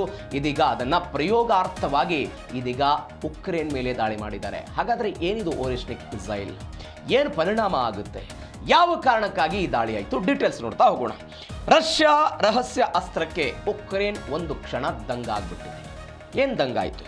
ಉಕ್ರೇನ್ ವಿರುದ್ಧ ಅಜೇಯ ಹೈಪರ್ಸಾನಿಕ್ ಬ್ಯಾಲಿಸ್ಟಿಕ್ ಕ್ಷಿಪಣಿ ಓರೆಶ್ನಿಕ್ ದಾಳಿಯನ್ನು ಮಾಡಿದ್ದಾರೆ. ಅದೇನು ಅನ್ನೋದ್ರ ಬಗ್ಗೆ ಡೀಟೇಲ್ಸಿಗೆ ಬರ್ತೀನಿ ನಾನು. ಕೀವ್ ನಗರದ ಮೇಲೆ 50 ಕ್ಷಿಪಣಿ 700 ಡ್ರೋನ್ಗಳಿಂದ ಎಲ್ಲ ದಾಳಿ ಆಗಿದೆ. 83ಕ್ಕೂ ಅಧಿಕ ಜನ ಎಲ್ಲ ಮೃತಪಟ್ಟಿದ್ದಾರೆ. 4 ಜನರಿಗೆ ಗಾಯ ಆಗಿದೆ. ಶಾಲೆಗಳು, ಮಾರುಕಟ್ಟೆಗಳು, ಸರ್ಕಾರಿ ಕಚೇರಿಗಳೆಲ್ಲ ಧ್ವಂಸ ಆಗಿದ್ದು. ಮಿಸೈಲ್ ಮಳೆ ಅಂತ ಮಾಸ್ಕೋ ಸ್ಪಷ್ಟನೆ ಪಡಿಸಿದೆ. ಅಂದರೆ ಉಕ್ರೇನ್ ಅವರು ದಾಳಿ ಮಾಡಿದ್ದಕ್ಕೆ ನಾವು ಪ್ರತಿಯಾಗಿ ದಾಳಿ ಮಾಡಿದ್ದೀವಿ ಅಂತ ರಷ್ಯಾದವರು ಹೇಳಿರೋದು. ಯಾಕಿದು ಉಕ್ರೇನ್ ಮತ್ತು ರಷ್ಯಾ ನಡುವೆ ಇಂಥದ್ದೊಂದು ಆಗ್ತಾ ಇದೆ ಅಂತ ನೀವು ಸ್ವಲ್ಪ ಹಿಂದಕ್ಕೆ ಹೋಗಬೇಕು.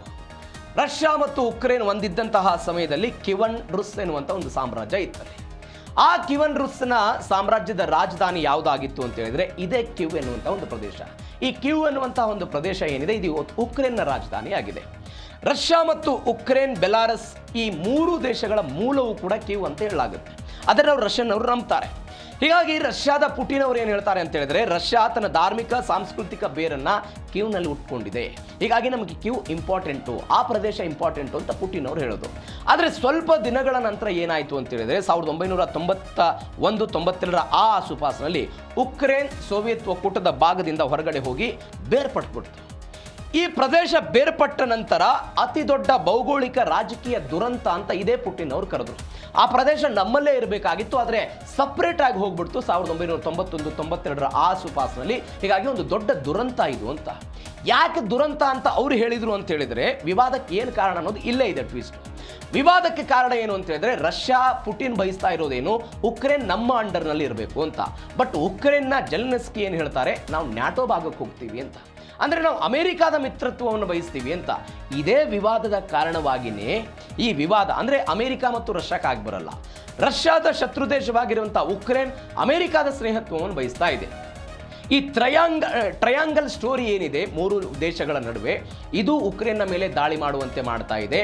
ಒಂದು ವೇಳೆ ಈ ದಾಳಿ ದೊಡ್ಡ ಮಟ್ಟದಲ್ಲಿ ಆದರೆ ನಾಳೆ ಇದೇ ಕಿವ್ ಎನ್ನುವಂತಹ ನಗರದ ಮುಖಾಂತರ ಅಮೆರಿಕದ ಕ್ಷಿಪಣಿಗಳು, ಅಮೆರಿಕದ ಸೈನಿಕರು ರಷ್ಯಾದ ಬಾರ್ಡರ್ಗೆ ಬರಬಹುದು ಎನ್ನುವಂಥ ಆಲೋಚನೆಯೂ ಕೂಡ ಹಾಗೆ ಇದೆ. ಈ ಕಾರಣಕ್ಕಾಗಿ ಕಿವ್ ಅನ್ನು ಗುರಿ ಮಾಡುವ ಮುಖಾಂತರ ಜೆಲೆನ್ಸ್ಕಿ ಹತ್ಯೆ ಮಾಡಬೇಕು ಅಂತ. ಯಾಕಂದರೆ ಅಲ್ಲಿ ಅಧ್ಯಕ್ಷರ ಕಚೇರಿ ಇದೆ, ಜನನಿಬಿಡ ಪ್ರದೇಶ ಇದೆ, ಅಲ್ಲಿ ದಾಳಿ ಮಾಡುವ ಮುಖಾಂತರ ಒಂದು ಆರ್ಥಿಕವಾಗಿಯೂ ಕೂಡ ಪೆಟ್ಟನ್ನು ಕೊಡಬಹುದು ಎನ್ನುವಂಥ ಆಲೋಚನೆ ರಷ್ಯಾಕ್ಕಿದೆ. ಹೀಗಾಗಿ ಆ ನಗರವನ್ನು ಕೇಂದ್ರೀಕರಿಸಿಕೊಂಡು ಇದೀಗ ಅವರು ದಾಳಿ ಮಾಡುವ ಪ್ರಯತ್ನವನ್ನು ಮಾಡಿದ್ದಾರೆ. ಎರಡನೆಯದ್ದು ಪುಟಿನ್ ಬ್ರಹ್ಮಾಸ್ತ್ರ ಒರೆಶ್ನಿಕ್ ಸಾಮರ್ಥ್ಯವೇನು? ಇದನ್ನು ದಾಳಿ ಮಾಡಿರೋದು ಏನಿದ್ರ ಸಾಮರ್ಥ್ಯ? ರಷ್ಯನ್ ಭಾಷೆಯಲ್ಲಿ ಒರೆಶ್ನಿಕ್ ಅಂತ ಹೇಳಿದ್ರೆ ಹ್ಯಾಜಲ್ನಟ್ ಮರ ಅಂತ ಒಂದೇನೋ ಕರೀತಾರೆ ಅದನ್ನು. ಹ್ಯಾಜಲ್ನಟ್ ಮರ ಅಂತ ಕರೀತಾರೆ ಅದನ್ನು. ರಷ್ಯಾದ ಸೇನಾ ಬತ್ತಳಿಕೆಯಲ್ಲಿರುವ ಅತ್ಯಂತ ಸುಧಾರಿತ ಅಪಾಯಕಾರಿ ಅಸ್ತ್ರ ಅಂತ ಹೇಳ್ತಾರೆ. 10 ಪಟ್ಟು ಅಧಿಕ ವೇಗದಲ್ಲಿ ಚಲಿಸುತ್ತಿದ್ದು, ಶಬ್ದಕ್ಕಿಂತ 13,000 ಕಿಲೋಮೀಟರ್ ವೇಗದಲ್ಲಿ ಎಲ್ಲ ಚಲಿಸುವಂತಹ ಸಾಮರ್ಥ್ಯ ಇದೆ. ಇದನ್ನು ಇವರು ಪ್ರಯೋಗ ಮಾಡಿರೋದು. ಈ ಹಿಂದೆ ಅಮೆರಿಕ ಏನು ಮಾಡಿತ್ತು ಅಂತ ಹೇಳಿದ್ರೆ ಜೋ ಬೈಡನ್ ಸರ್ಕಾರ ಇದ್ದಾಗಲೂ ಆಯಿತು, ಇದೀಗ ಟ್ರಂಪ್ ಸರ್ಕಾರ ಇದ್ದಾಗಲೂ ಆಯಿತು, ಅವರ ಸ್ಟ್ಯಾಂಡ್ ಉಕ್ರೇನ್ನ ಪರವಾಗಿದೆ. ಅವತ್ತು 2022 ಆ ಸಮಯದಲ್ಲಿ ಯುದ್ಧ ಶುರುವಾದಾಗ ಅವರು ATACMS ಎನ್ನುವಂಥ ಒಂದು ಕ್ಷಿಪಣಿ ಬಳಸೋದಕ್ಕೆ ಅನುಮತಿಯನ್ನು ಕೊಡ್ತಾರೆ. ಯಾರಿಗೆ? ಉಕ್ರೇನ್ ಅವರಿಗೆ. ನೀವು ಇದನ್ನು ರಷ್ಯಾದಲ್ಲಿ ಬಳಕೆ ಮಾಡ್ಬೋದು, ರಷ್ಯಾದ ವಿರುದ್ಧ ಬಳಕೆ ಮಾಡಬಾರದು ಅಂತ ಹೇಳಿದಾಗ ಅವರು ಅದನ್ನು ಬಳಕೆ ಮಾಡ್ತಾರೆ. ಅದರ ಪ್ರತಿಯಾಗಿ ಒರೆಶ್ನಿಕ್ ಎನ್ನುವಂಥ ಒಂದು ಪ್ರಯೋಗವನ್ನು ಇದೀಗ ಮಾಡಿ ನ್ಯಾಟೋಗೆ ಒಂದು ಎಚ್ಚರಿಕೆ ಕೊಡೋ ಪ್ರಯತ್ನವನ್ನು ಅವರು ಮಾಡ್ತಾ ಇದ್ದಾರೆ. 10 ಪಟ್ಟು ಶಬ್ದಕ್ಕಿಂತೆಲ್ಲ ವೇಗವಾಗಿ ಹೋಗುತ್ತಿದ್ದು, ಅಂದರೆ ಪ್ರತಿ ಸೆಕೆಂಡ್ಗೆ 2.5 - 3 ಕಿಲೋಮೀಟರ್ ಅಂತ ಹೇಳ್ತಾರೆ. ಅಂದರೆ ಇದರ ಲೆಕ್ಕ ಗಂಟೆಗೆ 11,000 ಕಿಲೋಮೀಟರ್ ಹೋಗುತ್ತೆ. ಈ ಪರಿಪ್ರಮಾಣದಲ್ಲಿ ವೇಗವಾಗಿ ಹೋಗುವಂತಹ ಈ ಒರೆಶ್ನಿಕ್ ಅನ್ನು ತಡೆಯುವಂಥ ಶಕ್ತಿ ಸಾಮರ್ಥ್ಯ ಅಮೆರಿಕಾದ ಶಸ್ತ್ರಾಸ್ತ್ರಗಳಿಗೂ ಕೂಡ ಇಲ್ಲ.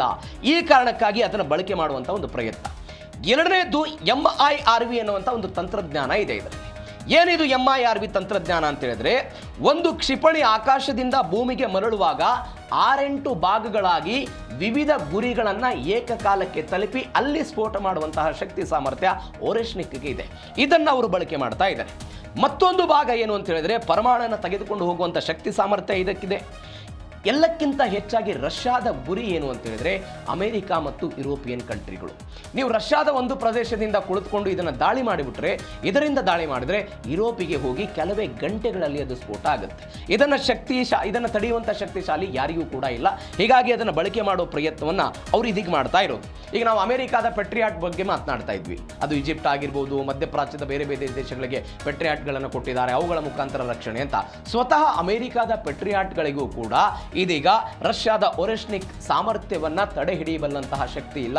ಹೀಗಾಗಿ ಅದನ್ನು ಉಕ್ರೇನ್ ಮೇಲೆ ದಾಳಿ ಮಾಡುವ ಮುಖಾಂತರ, ಪ್ರಯೋಗ ಮಾಡುವ ಮುಖಾಂತರ ಇಬ್ಬರಿಗೆ ಮೆಸೇಜ್ ಕೊಡೋ ಪ್ರಯತ್ನ, ಒಂದು ನ್ಯಾಟೋದ ರಾಷ್ಟ್ರಗಳಿಗೆ, ಒಂದು ಯುರೋಪ್ಗೆ ಮತ್ತು ಅಮೆರಿಕಕ್ಕೂ ಕೂಡ, ಮೂವರಿಗೂ ಕೂಡ ಒಂದು ಮೆಸೇಜ್ ಕೊಟ್ಟು ನಮ್ಮ ಮೇಲೆ ಏನಾದರೂ ಕಾಲಕ್ಕೆದರಿ ಜಗಳಕ್ಕೆ ಬಂದರೆ ನಾವು ಇದನ್ನು ಪ್ರಯೋಗ ಮಾಡ್ತೀವಿ ಅಂತ ರಷ್ಯಾ ಇದೀಗ ಹೇಳೋ ಪ್ರಯತ್ನವನ್ನು ಮಾಡಿದೆ. ಇದು ಓರೆಶ್ನಿಕ್ನ ಶಕ್ತಿ ಸಾಮರ್ಥ್ಯ. ಆದರೆ ಮತ್ತೊಂದು ಬೆಳವಣಿಗೆ ಏನಾಗಿದೆ ಅಂತ ಹೇಳಿದರೆ, ಈ ವಿಚಾರದಲ್ಲಿ 4 ವರ್ಷಗಳಲ್ಲಿ ಒಂದು ಅತಿ ದೊಡ್ಡ ವೈಮಾನಿಕ ದಾಳಿ ಅಂತ ಹೇಳ್ತಾರೆ ಇದನ್ನು. ಹೆಂಗೆ 2024 ನವೆಂಬರ್ನಲ್ಲಿ ಉಕ್ರೇನ್ ಮೇಲೆ ಇದನ್ನು ಪ್ರಯೋಗ ಮಾಡಲಾಗಿತ್ತು. 2025 ಜನವರಿಯಲ್ಲಿ ಒಂದು ಎಲ್ವಿವ್ ಎನ್ನುವಂಥ ಒಂದು ಪ್ರದೇಶದ ಮೇಲೆಯೂ ಕೂಡ ದಾಳಿ ಮಾಡುವ ಪ್ರಯತ್ನ ಆಯಿತು. ಎಲ್ವಿವ್ ಎನ್ನುವಂಥ ಒಂದು ಪ್ರದೇಶ 2026 ಮೇ ತಿಂಗಳಲ್ಲಿ ಕ್ಯೂ ಸಮೀಪದ ಬಿಲ್ಲಾ ತೆಕ್ಸ್ವಾರ್ ಎನ್ನುವಂಥ ಒಂದು ಪ್ರದೇಶದ ಮೇಲೆ ದಾಳಿ ಮಾಡಿದ.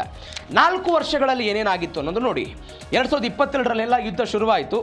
ಫಸ್ಟ್ ಟೈಮ್ ದೊಡ್ಡ ಮಟ್ಟದ ಈಗ ದಾಳಿಯನ್ನು ಎದುರಿಸಿದ್ದಾರೆ. 10 ಗಂಟೆ ನಿರಂತರ ದಾಳಿ ಮಾಡಿದ್ದಾರೆ. ಈಗ ಅವರು ಒಂದು 90 ಕ್ಷಿಪಣಿಗಳು, 600 ಡ್ರೋನ್ಗಳನ್ನೆಲ್ಲ ಬಳಕೆ ಮಾಡಿದ್ದಾರೆ. ಒಂದು ಐತಿಹಾಸಿಕ ಒಂದು ಸಂಗ್ರಹಾಲಯ ಇದೆ, ವಸ್ತು ಸಂಗ್ರಹಾಲಯ ಉಕ್ರೇನಲ್ಲಿ, ಚರ್ನೋಬಿಲ್ ಅಂತ ಕರೀತಾರೆ. ಅದು ಕೂಡ ಸಂಪೂರ್ಣವಾಗಿ ಧ್ವಂಸ ಆಗಿದೆ. ಅದಕ್ಕೆ ಜೆಲೆನ್ಸ್ಕಿ ಹೇಳಿದ್ದಾರೆ, ಇದು ಚರಿತ್ರೆ ಮತ್ತು ಸತ್ಯದ ಮೇಲೆ ಮಾಡಿರುವಂತಹ ದಾಳಿ. ಇದು ಆ ಪರಿಪ್ರಮಾಣದಲ್ಲಿ ಉಕ್ರೇನ್ಗೆ ಲಾಸ್ ಆಗಿರೋದು. ನಾನು ಅವಾಗಲೇ ಹೇಳ್ತಾ ಇದ್ದೆ, ಈ ಹಿಂದೆ 2024ರಲ್ಲಿ ಒರೆಶ್ನಾಕ್ ಪ್ರಯೋಗ ಮಾಡಿದಾಗ ಏನಾಗಿತ್ತು ಅಂತ ಹೇಳಿದ್ರೆ, ದಿಪ್ರೋ ಎನ್ನುವಂಥ ಒಂದು ನಗರದ ಕೈಗಾರಿಕಾ ಸಂಕೀರ್ಣದ ಮೇಲೆ ದಾಳಿ ಮಾಡುವ ಪ್ರಯತ್ನ ಆಯಿತು. ಆ ಕೈಗಾರಿಕಾ ಸಂಕೀರ್ಣದ ಮೇಲೆ ದಾಳಿ ಮಾಡಿದಂತಹ ಸಮಯದಲ್ಲಿ ಅಮೆರಿಕ ಉಕ್ರೇನ್ಗೆ ಕ್ಷಿಪಣಿಗಳನ್ನು ಕೊಟ್ಟಿತ್ತು. ಇದು 2ನೇ ಬಾರಿಗೆ ಪ್ರಯೋಗ ಮಾಡೋದಕ್ಕೆ ಶುರುವಾಯಿತು. ಡಮ್ಮಿ ಪ್ರಯೋಗ ಮಾಡಿದ್ರು ಮೊದಲ ಹಂತದಲ್ಲಿ 2024ರಲ್ಲಿ. ಕೇವಲ ಡಮ್ಮಿ ಪ್ರಯೋಗಾರ್ಥವಾಗಿ ಡಮ್ಮಿ ಪ್ರಯೋಗ ಮಾಡಿದ್ರು. 2024ರಲ್ಲಿ ಎಚ್ಚರಿಕೆ ಕೊಟ್ಟರು. ಒನ್ಸ್ ಅಗೇನ್ 2026ರಲ್ಲಿ ಇದೀಗ ಇದನ್ನು ಬಳಕೆ ಮಾಡಿ ಸಾವು ನೋವುಗಳು, 4 ಜನ ಮೃತಪಟ್ಟಿದ್ದಾರೆ ಎನ್ನುವಂಥ ಸುದ್ದಿಗಳು ಬರ್ತಾ ಇದೆ. ಅಪಾರ ಪ್ರಮಾಣದ ಹಾನಿ ಕೂಡ ಆಗಿದೆ. ಹೀಗಾಗಿ ಕಳೆದ 4 ವರ್ಷಗಳಲ್ಲಿ ಅತ್ಯಂತ ಒಂದು ಭೀಕರ ದಾಳಿಯನ್ನು ಉಕ್ರೇನ್ ಅನುಭವಿಸಿರೋದು. ಮತ್ತೊಂದು ಕಡೆ ರಷ್ಯಾ ವಿರುದ್ಧ ಜೆಲೆನ್ಸ್ಕಿ ಆಕ್ರೋಶವನ್ನು ಹೊರಹಾಕಿದ್ದಾರೆ. ಒಂದು ದೇಶದ ಮೇಲೆ, ತನ್ನದೇ ದೇಶದ ಮೇಲೆ ದಾಳಿಯಾಗಿದ್ದು, ಹೀಗಾಗಿ ಅವರ ಆಕ್ರೋಶ, ರಷ್ಯಾದ ಈ ಹುಚ್ಚುತನದ ವರ್ತನೆಗೆ ಶಿಕ್ಷೆ ಆಗಬೇಕು ಅಂತೆಲ್ಲ ಹೇಳಿದ್ದಾರೆ. ಅಂತಾರಾಷ್ಟ್ರೀಯ ಮಟ್ಟದಲ್ಲಿ ಪುಟಿನ್ಗೆ ಚೀಮಾರಿ ಹಾಕಬೇಕು ಅಂತ.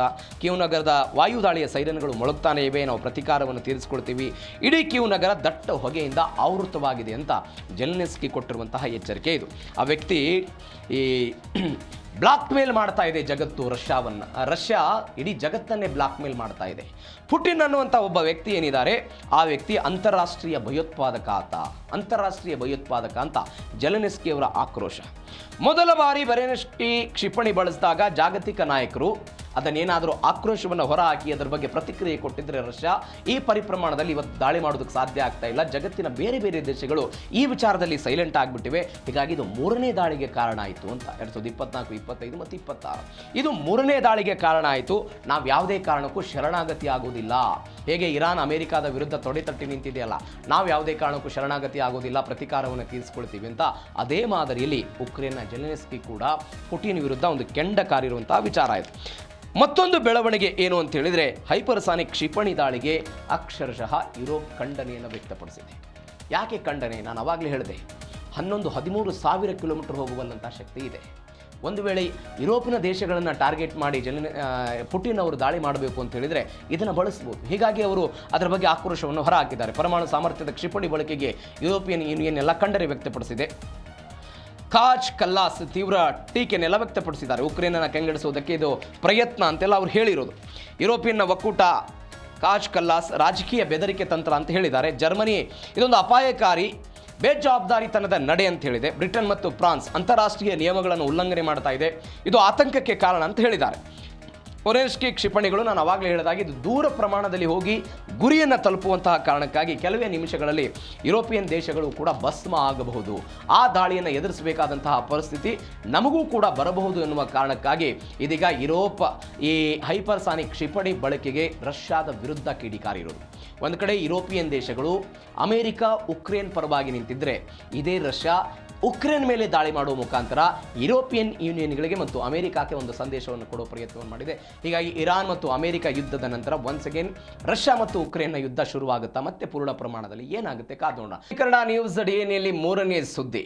ಕಳೆದ 1 ವಾರದಿಂದ ಸಾಮಾಜಿಕ ಜಾಲತಾಣದಲ್ಲಿ ವ್ಯಾಪಕ ಚರ್ಚೆ ಮತ್ತು ಯುವಕರ ಅಟ್ರಾಕ್ಷನ್ ಆಗಿರುವಂತಹ ಕಾಕ್ರೋಚ್ ಜನತಾ ಪಾರ್ಟಿ ಸಿಜೆಪಿ ಎನ್ನುವಂತಹದ್ದೊಂದು ಸಾಮಾಜಿಕ ಚಳವಳಿ ಅಂತಿರೋ, ವಿಡಂಬನಾತ್ಮಕವಾಗಿ ನಡೀತಾ ಇರುವಂಥ ಡಿಜಿಟಲ್ ಚಳವಳಿ ಅಂತ ಕರೀತಿರೋ, ಅದು ನಿಮ್ಮ ಭಾವಕ್ಕೆ ಹುಟ್ಟಿದ್ದು. ಇಂಥದ್ದೊಂದು ಬೆಳವಣಿಗೆ ಸೋಷಿಯಲ್ ಮೀಡಿಯಾದಲ್ಲಿ ಆಗ್ತಾ ಇದೆ. ಯಾವ ಕಾರಣಕ್ಕಾಗಿ? ಸರ್ಕಾರದ ವಿರುದ್ಧ ನೀತಿ ರೀತಿಗಳನ್ನು ಟೀಕೆ ಮಾಡೋದು, ನಿರುದ್ಯೋಗ ಸಮಸ್ಯೆಯನ್ನು ಧ್ವನಿ ಎತ್ತುವ ಮುಖಾಂತರ ಯುವಕರ ಪರವಾಗಿ ನಾವು ಇರ್ತೀವಿ ಅನ್ನುವಂತಹ ವಿಚಾರ.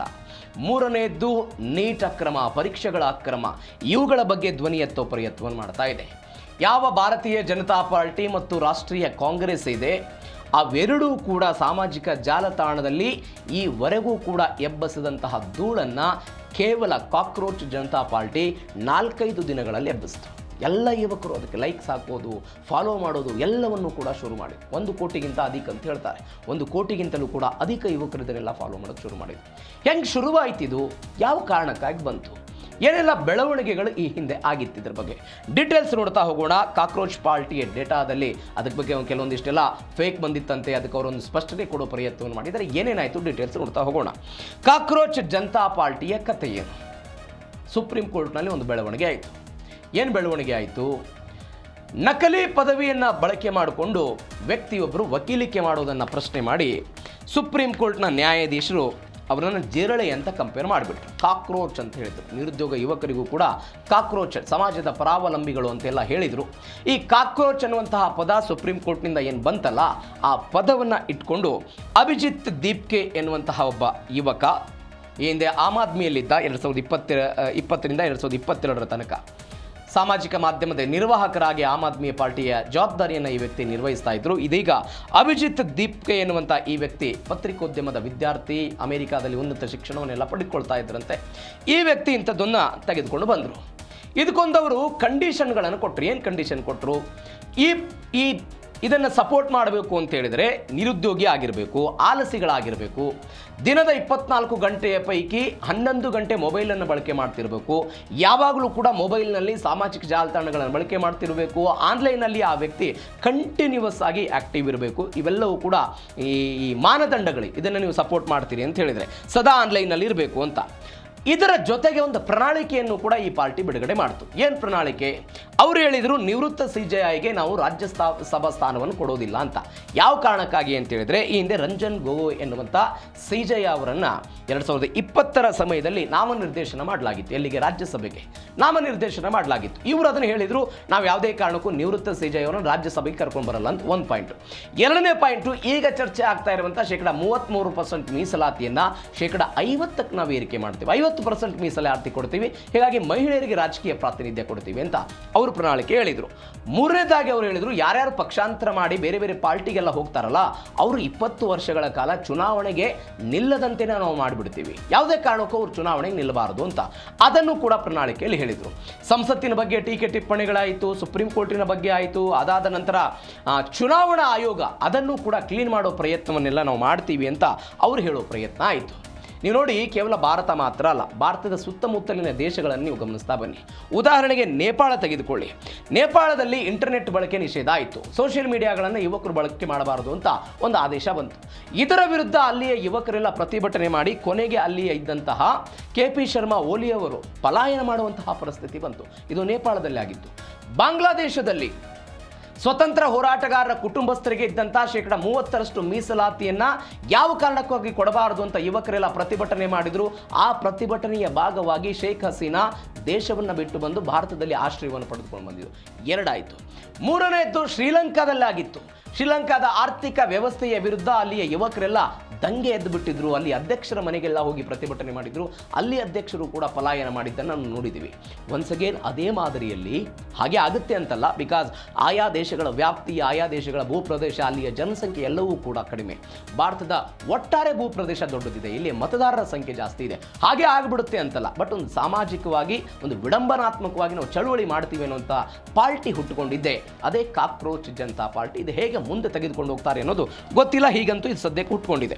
ಎರಡನೇ ಬೆಳವಣಿಗೆ ಏನು ಅಂತ ಹೇಳಿದ್ರೆ, ಕಾಕ್ರೋಚ್ ವಿರುದ್ಧ ಕೆಲವೊಂದಿಷ್ಟು ರಾಜಕಾರಣಿಗಳು ಕೆಲವೊಂದಿಷ್ಟು ಆರೋಪಗಳನ್ನು ಮಾಡಿದ್ದಾರೆ. ಏನೇನು ಆರೋಪಗಳನ್ನು ಮಾಡಿದ್ರು? ಭಾರತದ ಯುವಕರು ಬೆಂಬಲಿಸ್ತಾ ಇರುವ ಖಾತೆ ಅಲ್ಲ, ಅದು ವಿದೇಶಿ ಶಕ್ತಿಗಳ ಕೈವಾಡ ಇದೆ. ಅದರಲ್ಲಿ ಭಾರತದ ಯುವಕರಿಲ್ಲ, ಬೇರೆ ಬೇರೆ ದೇಶದವರು ಇದ್ದಾರೆ. ಒಂದು ಟೂಲ್ ಕಿಟ್, ಇದು ಟೂಲ್ ಕಿಟ್ ಅನ್ನುವಂತಹ ನಿಟ್ಟಿನಲ್ಲಿ ಎಲ್ಲ ಹೇಳಿದ್ದಾರೆ. ಬಹುತೇಕ ಪ್ರೊಫೈಲ್ಗಳು ಪಾಕಿಸ್ತಾನ, ಬಾಂಗ್ಲಾ ಮತ್ತು ಟರ್ಕಿ ದೇಶಗಳಿಗೆ ಸೇರಿದಂಥ ನಕಲಿಯಾಗಿದೆ. ಪಾಕಿಸ್ತಾನದವರು 49%, ಬಾಂಗ್ಲಾದವರು 14%, ಭಾರತದವರು ಮಾತ್ರ 9% ಫಾಲೋವರ್ಸ್ ಇದ್ದಾರೆ. ಸರ್ಕಾರದ ಇಮೇಜ್ ಕುಗ್ಗಿಸುವಂತಹ, ಪ್ರಜಾಪ್ರಭುತ್ವ ವ್ಯವಸ್ಥೆಯ ಮೇಲೆ ಅಪನಂಬಿಕೆ ಮೂಡಿಸುವಂತಹ ಒಂದು ಷಡ್ಯಂತ್ರ ಅಂತೆಲ್ಲ ಹೇಳಿದರು. ಕಿರಣ್ ರಿಜಿಜು ಮಾತನಾಡಿದರೆ ಈ ವಿಚಾರದ ಬಗ್ಗೆ. ಈ ಹಿಂದೆ ವಿದೇಶಿ ಕೈವಾಡ ಇದೆ, ಯುವಕರನ್ನು ಹಾದಿ ತಪ್ಪಿಸೋಕೆಲ್ಲ ಇವರೆಲ್ಲ ಪ್ರಯತ್ನ ಪಡ್ತಿದ್ದಾರೆ. ದೇಶದ ವ್ಯವಸ್ಥೆಯನ್ನು ಹಾಳು ಮಾಡೋದಕ್ಕೆ ಅವರೆಲ್ಲ ಪ್ರಯತ್ನವನ್ನು ಪಡ್ತಿದ್ದಾರೆ. ಇದರ ಹಿಂದೆ ವಿದೇಶದ ಕೈವಾಡ, ಪಾಕಿಸ್ತಾನದ ಕೈವಾಡವೂ ಕೂಡ ಇದೆ. ಇದೊಂದು ಟೂಲ್ ಕಿಟ್ ಅಂತೆಲ್ಲ ಹೇಳಿದರು.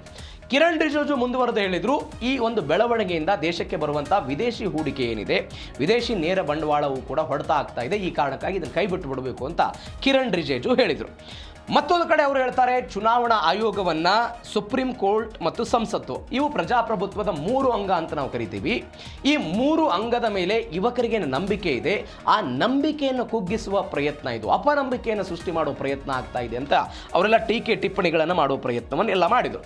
ಯಾವ ಕಾರಣಕ್ಕಾಗಿ ಇವರೆಲ್ಲ ಹಿಂಗೆ ಹೇಳಿದರು ಅಂತ ಹೇಳಿದರೆ, ನೆರೆಯ ದೇಶಗಳಲ್ಲಿ ಆಗಿದ್ದಂಥ ಅನುಭವ ಇವರಿಗೆಲ್ಲ ಇದೆ. ರಾಜಕಾರಣಿಗಳು ಯಾಕೆ ಟೀಕೆ ಮಾಡ್ತಿದ್ದಾರೆ ಅಂತ ಇವ್ರು ಹೇಳ್ತಾ ಇರೋ ಮಾಹಿತಿ ಪ್ರಕಾರ ಪಾಕಿಸ್ತಾನದವರು 49% ಇನ್ಸ್ಟಾಗ್ರಾಮ್ದಲ್ಲಿ ಫಾಲೋವರ್ಸ್ ಇದ್ದಾರೆ, ಬಾಂಗ್ಲಾದವರು 14% ಇದ್ದಾರೆ, ಭಾರತದವರು ಅಂದರೆ ಸ್ವದೇಶದವರು ಕೇವಲ 9%, 10% ಮಾತ್ರ ಇದ್ದಾರೆ.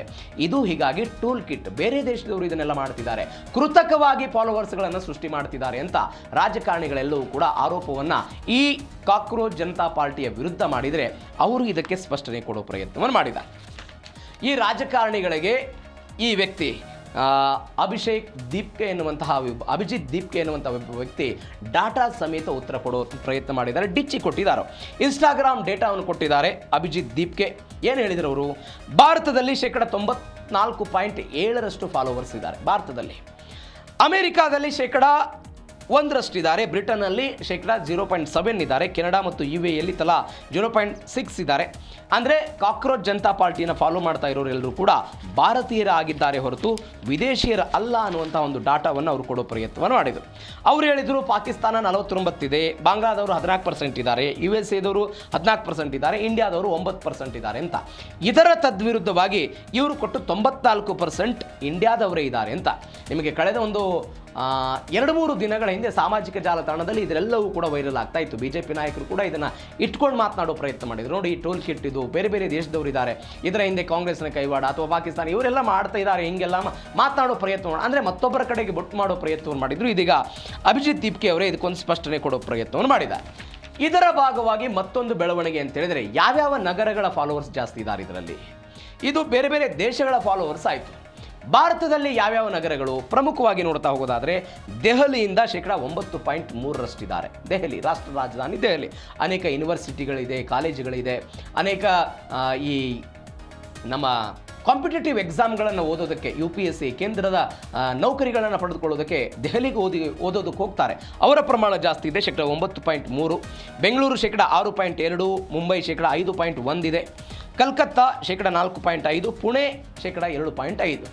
ಪುಣೆ ಈ ಕಾಕ್ರೋಚ್ ಜನತಾ ಪಾರ್ಟಿಯ ಸಂಸ್ಥಾಪಕ ಏನಿದ್ದಾರೆ ಅಭಿಜಿತ್ ದೀಪ್ಕೆ ಅವರ ತವರು ಪುಣೆ, ಅಲ್ಲಿ 2.5 ಇರೋದು. ಹೀಗಾಗಿ ಪಾಕಿಸ್ತಾನ ಮತ್ತು ಬಾಂಗ್ಲಾದ ದೇಶದ ಹೆಸರುಗಳು ಏನಿವೆ ಅಂತೆಲ್ಲ ಹೇಳ್ತಾ ಇದ್ರಲ್ಲ, ಅದ್ಯಾವುದು ಕೂಡ ಇಲ್ಲ ಅಂತ.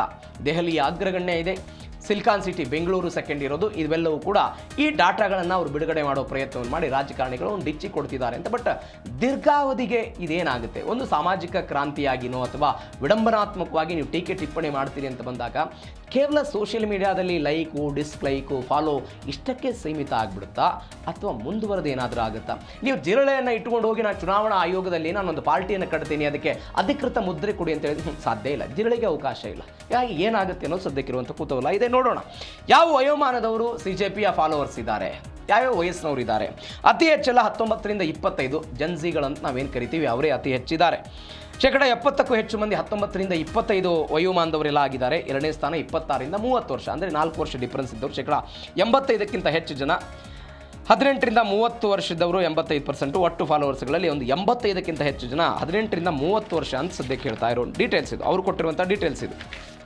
19ರಿಂದ 25% ಇವರೆಲ್ಲ ಕಾಲೇಜ್ ಸ್ಟೂಡೆಂಟ್ಸ್ ಆಗಿರ್ತಾರೆ. ನೀಟು, UPSC ಬೇರೆ ಬೇರೆ ಸರ್ಕಾರಿ ಜಾಬ್ಗಳಿಗೆಲ್ಲ ಓದ್ತಾ ಇರೋದು. ಹೀಗಾಗಿ ಅಸಮಾಧಾನಗೊಂಡು ಹೀಗಾಗಿ ಅವರೆಲ್ಲ ಫಾಲೋ ಅಪ್ ಮಾಡಿದ್ದಾರೆ ಅಂತ. ಮತ್ತೊಂದು ಪ್ರಮುಖವಾಗಿ ಗ್ರಾಮೀಣ ಭಾಗಕ್ಕಿಂತ ನಗರ ಪ್ರದೇಶದವರು ಇದರಲ್ಲಿ ಜಾಸ್ತಿ ಇದ್ದಾರೆ. 25ರಿಂದ 34 ವಯಸ್ಸಿನವರು ಉದ್ಯೋಗ ಹುಡುಕುವಂಥ ಸಮಯ ಅದು. ಕಾಲೇಜ್ ಮುಗಿಸಿ ಹೊರಗೆ ಬಂದಿರ್ತಾರೆ, ನಿರುದ್ಯೋಗ ಸಮಸ್ಯೆ ತಾಂಡವಾಡ್ತಾ ಇದೆ ಅಂತ ಯುವಕರೆಲ್ಲ ಪ್ರತಿಭಟನೆ ಮಾಡ್ತಿದ್ದಾರೆ, ಅವರು ಕೂಡ ಹೆಚ್ಚಾಗಿದ್ದಾರೆ ಅಂತ.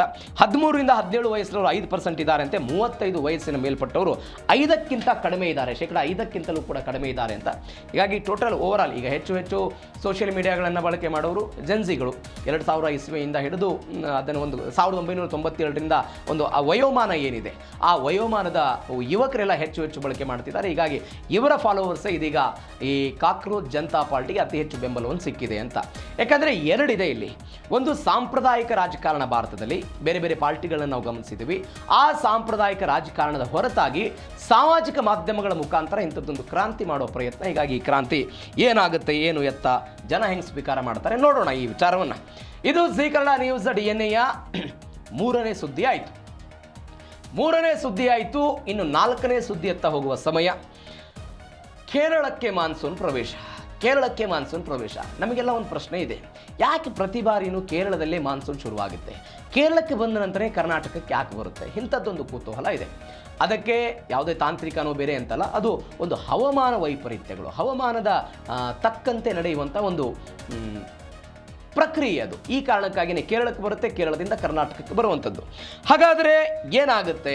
ಮಳೆ ಆಗುತ್ತಾ? ಎಲ್ಲಿನೋ ಭೀತಿ ಕಾಡ್ತಾ ಇದೆ. ಯಾಕೆ ಕೇರಳ ಆಯ್ಕೆ? ಕೇರಳದಲ್ಲಿ ಅತಿ ಹೆಚ್ಚು ಮಳೆಯನ್ನು ತರುವಂಥ ಮಾರುತಗಳು ಪಕ್ಕದ ಗುಜರಾತಿಗೆ ಹೋದ ನಂತರ, ರಾಜಸ್ಥಾನಕ್ಕೆ ಹೋದ ನಂತರ ಅತ್ಯಂತ ಕಡಿಮೆಯನ್ನು ಮಳೆಯನ್ನು ತರ್ತಾ ಇವೆ. ಏನು ಕಾರಣ, ಏನು ಎತ್ತ, ಡೀಟೇಲ್ಸ್ ನೋಡ್ತಾ ಹೋಗೋಣ. ಮಾನ್ಸೂನ್ ಮಳೆಗೆ ಕೇರಳ ಹಾಗಾದರೆ ಹೆಬ್ಬಾಗಿಲು ಯಾಕೆ ಕೇರಳದಲ್ಲಿ ಆಗುತ್ತೆ? ಭಾರತದ ಪರ್ಯಾಯ ದ್ವೀಪದಲ್ಲಿ ಕೇರಳ ನೈಋತ್ಯ ದಿಕ್ಕಿಗೆ ಅತ್ಯಂತ ಕೆಳಭಾಗದಲ್ಲಿದೆ. ನೀವು ಈ ಸುದ್ದಿಯನ್ನು ನೋಡುವಾಗ ಒಟ್ಟಾರೆ ಭಾರತವನ್ನು ಬಿಟ್ಟರೂ ಕೂಡ ದಕ್ಷಿಣ ಭಾರತವನ್ನು ನಿಮ್ಮ ಕಲ್ಪನೆಯನ್ನು ತೆಗೆದುಕೊಳ್ಳಿ. ದಕ್ಷಿಣ ಭಾರತ ನಿಮ್ಮ ಮುಂದೆ ಇರಲಿ, ಬರ್ತೀನಿ ಡೀಟೇಲ್ಸ್ಗೆ. ಹಿಂದೂ ಮಹಾಸಾಗರದಿಂದ ಬರುವಂಥ ಮುಂಗಾರು ಮಾರುತಗಳಿಗೆ ಇದು ಮೊದಲು ಸಿಗುತ್ತೆ ಭೂಭಾಗ. ನೈಸರ್ಗಿಕವಾಗಿಲ್ಲ ಮಾರುತದ ಮೊದಲು ಕೇರಳ ಕರಾವಳಿಯನ್ನು ಮುಟ್ಟೋ ಪ್ರಯತ್ನವನ್ನು ಮಾಡುತ್ತೆ. ಈ ಕಾರಣಕ್ಕಾಗಿ ಅಲ್ಲಿ ಮಳೆ ಆಗುತ್ತೆ ಅಂತ 3 ಡೀಟೇಲ್ಸ್ ಇದೆ ಇದರಲ್ಲಿ. ಏನಿದು? ನೀವು ದಕ್ಷಿಣ ಭಾರತದ ಒಂದು ಮ್ಯಾಪನ್ನು ತೆಗೆದುಕೊಂಡ್ರೆ ಒಂದು ತ್ರಿಕೋನಾಕೃತಿಯಲ್ಲಿದೆ.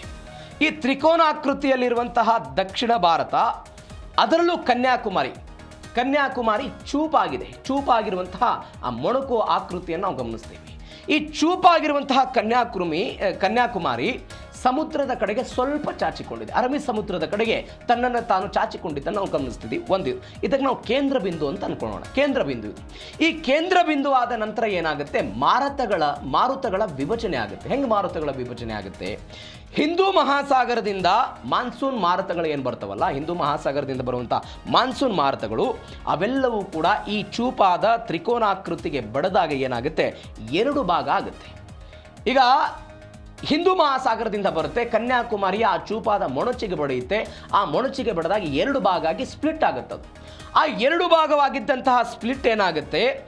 ಒಂದು ಗಾಳಿಯಲ್ಲಿ ಅರಬ್ಬಿ ಸಮುದ್ರದ ಕಡೆ ಹೋಗುತ್ತೆ, ಮತ್ತೊಂದು ಕೇರಳದ ಕಡೆಗೆ ಬಂದ್ಬಿಡುತ್ತೆ. ಒಂದು ಅರಬ್ಬಿ ಸಮುದ್ರದ ಕಡೆಗೆ ಹೋಗುತ್ತೆ ಈ ಮಾನ್ಸೂನ್ ಮಾರುತ, ಮತ್ತೊಂದು ಕೇರಳದ ಕಡೆಗೆ ಬರುತ್ತೆ. ಹೀಗೆ ಕೇರಳದತ್ತ ಬರುವಂತಹ ಮಾನ್ಸೂನ್ ಮಾರುತ ಮೊದಲ ಬಾರಿಗೆ ಕೇರಳಕ್ಕೆ ಮಳೆಯನ್ನು ತರುತ್ತೆ. ಹೀಗಾಗಿ ಮಾನ್ಸೂನ್ ಮಳೆಯ ಹೆಬ್ಬಾಗಿಲು ಅಂತ ಕೇರಳವನ್ನು ಕರೀತಾರೆ. ಇದಕ್ಕೆ ಕಾರಣ ಏನು ಅಂತ ಹೇಳಿದರೆ, ನಮ್ಮ ಭೌಗೋಳಿಕವಾದಂತಹ ಈ ನೀವೇನಂತೀರಿ, ಒಟ್ಟಾರೆ ತ್ರಿಕೋನಾಕೃತಿಯಲ್ಲಿ ಕನ್ಯಾಕುಮಾರಿ ಇರೋದು, ಅದಾದ ನಂತರ ಆಗುವಂಥ ಪರಿಸರ ಪ್ರಕ್ರಿಯೆಗಳೆಲ್ಲವೂ ಕೂಡ ಕೇರಳಕ್ಕೆ ಮಳೆಯನ್ನು ತರುತ್ತೆ ಅಂತ. 2ನೇ ಭಾಗವಾಗಿ ಪಶ್ಚಿಮ ಘಟ್ಟಗಳು ಗೋಡೆಯಾಗಿ ನಿಂತಿರೋದು. ಪಶ್ಚಿಮ ಘಟ್ಟಗಳು ಕೂಡ ಗೋಡೆಯಾಗಿ ನಿಂತಿರುತ್ತೆ. ಹೆಂಗೆ ಗೋಡೆಯಾಗಿ ನಿಂತಿರುತ್ತೆ? ಡೀಟೇಲ್ಸಿಗೆ ಬರ್ತೀನಿ. 2ನೇ ಬೆಳವಣಿಗೆ ಇದರಲ್ಲಿ ಅರಬ್ಬಿ ಸಮುದ್ರ ಮತ್ತು ಬಂಗಾಳ ಕೊಲ್ಲಿಯ ಪಾತ್ರ ಏನಿದೆ ಅಂತ. ಈ ಪಶ್ಚಿಮ ಘಟ್ಟಗಳು ಹೆಂಗೆ ಪಾತ್ರವನ್ನು ನಿರ್ವಹಿಸುತ್ತೆ ಅನ್ನೋದು ಸ್ವಲ್ಪ ಕ್ವಿಕ್ ಆಗಿ ನೋಡ್ಬಿಡೋಣ. ಈ ಮಾನ್ಸೂನ್ ಮಾರುತಗಳೇನು ಬರುತ್ತಲ್ಲ, ಈ ಮಾನ್ಸೂನ್ ಮಾರುತಗಳು ಬಂದಾಗ ಪಶ್ಚಿಮ ಘಟ್ಟದತ್ತ ಬಂದಾಗ ಏನಾಗುತ್ತೆ? 2500 ಮೀಟರ್ ಎತ್ತರವಿರುವಂಥ ಈ ಪಶ್ಚಿಮ ಘಟ್ಟಗಳ ಮಾರುತಗಳಿಗೆ ತಾಗುತ್ತದು. ಅವುಗಳನ್ನು ಭೇದಿಸಿ ಮುಂದಕ್ಕೆ ಅವುಗಳಿಗೆ ಹೋಗೋದಕ್ಕೆ ಸಾಧ್ಯ ಆಗೋದಿಲ್ಲ. ಹೀಗಾಗಿ ಅಲ್ಲಿಯೇ ಮಳೆ ಸುರಿಯುವಂಥ ವಾತಾವರಣ ನಿರ್ಮಾಣ ಆಗುತ್ತೆ. ಹೀಗಾಗಿ ವ್ಯಾಪಕವಾದ ಮಳೆ ಆಗುತ್ತೆ. ಇನ್ನು ಅರಬ್ಬಿ ಸಮುದ್ರ ಮತ್ತು ಬಂಗಾಳ ಕೊಲ್ಲಿಯ ಪಾತ್ರ ಏನಿದ್ರಲ್ಲಿ ಅಂತ ಹೇಳಿದರೆ, ಇಲ್ಲಿ ಕೆಲವೊಂದಿಷ್ಟು ಪ್ರಕ್ರಿಯೆಗಳಾಗುತ್ತೆ. ನಮಗೆಲ್ಲ ಗೊತ್ತಿರೋ ಹಾಗೆ ಬೇಸಿಗೆ ಸಮಯದಲ್ಲಿ ನೀರು ಕಾಯುತ್ತೆ, ಆವಿಯಾಗಿ ಮೋಡ ಆಗುತ್ತೆ, ಮೋಡ ಆಗಿ ಮಳೆ ಆಗುತ್ತೆ ಅಂತ. ಅರಬ್ಬಿ ಸಮುದ್ರದ ಕವಲು ಇದು ಕೇರಳ, ಕರ್ನಾಟಕ, ಗೋವಾ ಮತ್ತು ಮಹಾರಾಷ್ಟ್ರಕ್ಕೆ ಮಳೆ ಅಂತ ಅಂದ್ಕೊಡುತ್ತೆ. ತುಂಬ ಶಕ್ತಿಶಾಲಿಯಾಗಿರುವಂಥ ಮಾನ್ಸೂನ್ ಮಾರುತಗಳಿವು, ತುಂಬ ಶಕ್ತಿಶಾಲಿಯಾಗಿರುತ್ತೆ. ನಮ್ಮ ಕರಾವಳಿ ಮತ್ತು ಮಲೆನಾಡಿಗೆ 90ರಷ್ಟು ಮಳೆ ಅಂತ ತಂದುಕೊಡುತ್ತೆ. ಸೂರ್ಯನ ಶಾಖದಿಂದ ನೀರು ಕಾಯುತ್ತೆ, ಅದು ಆವಿಯಾಗಿ ಮೇಲೆ ಹೋಗುತ್ತೆ. ಆ ನೀರಾವಿ ಆವಿಯಾಗಿ ಮೋಡ ಆಗುತ್ತೆ.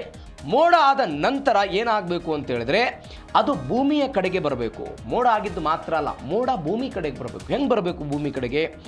ಎರಡು ಬೆಳವಣಿಗೆ. ಒಂದು, ಭೂಭಾಗದ ಒತ್ತಡ ಕಡಿಮೆ ಇರುತ್ತೆ ಜೂನ್ ತಿಂಗಳಲ್ಲಿ. ಭೂಭಾಗದ, ನಾವು ನೀವು ವಾಸ ಮಾಡುವಂಥ ಭೂಭಾಗದ ಒತ್ತಡ ಏನಿರುತ್ತೆ ಅದು ಕಡಿಮೆ ಇರುತ್ತೆ. ಆ ಸಮಯದಲ್ಲಿ ಸಮುದ್ರದ ನೀರು ತಂಪಾಗಿ ಸಮುದ್ರದಲ್ಲಿರುವಂತಹ ಒತ್ತಡ ಏನಾಗಿರುತ್ತೆ, ಇದು ಹೆಚ್ಚಿನ ಪ್ರಮಾಣದಲ್ಲಿ ಇರುತ್ತೆ.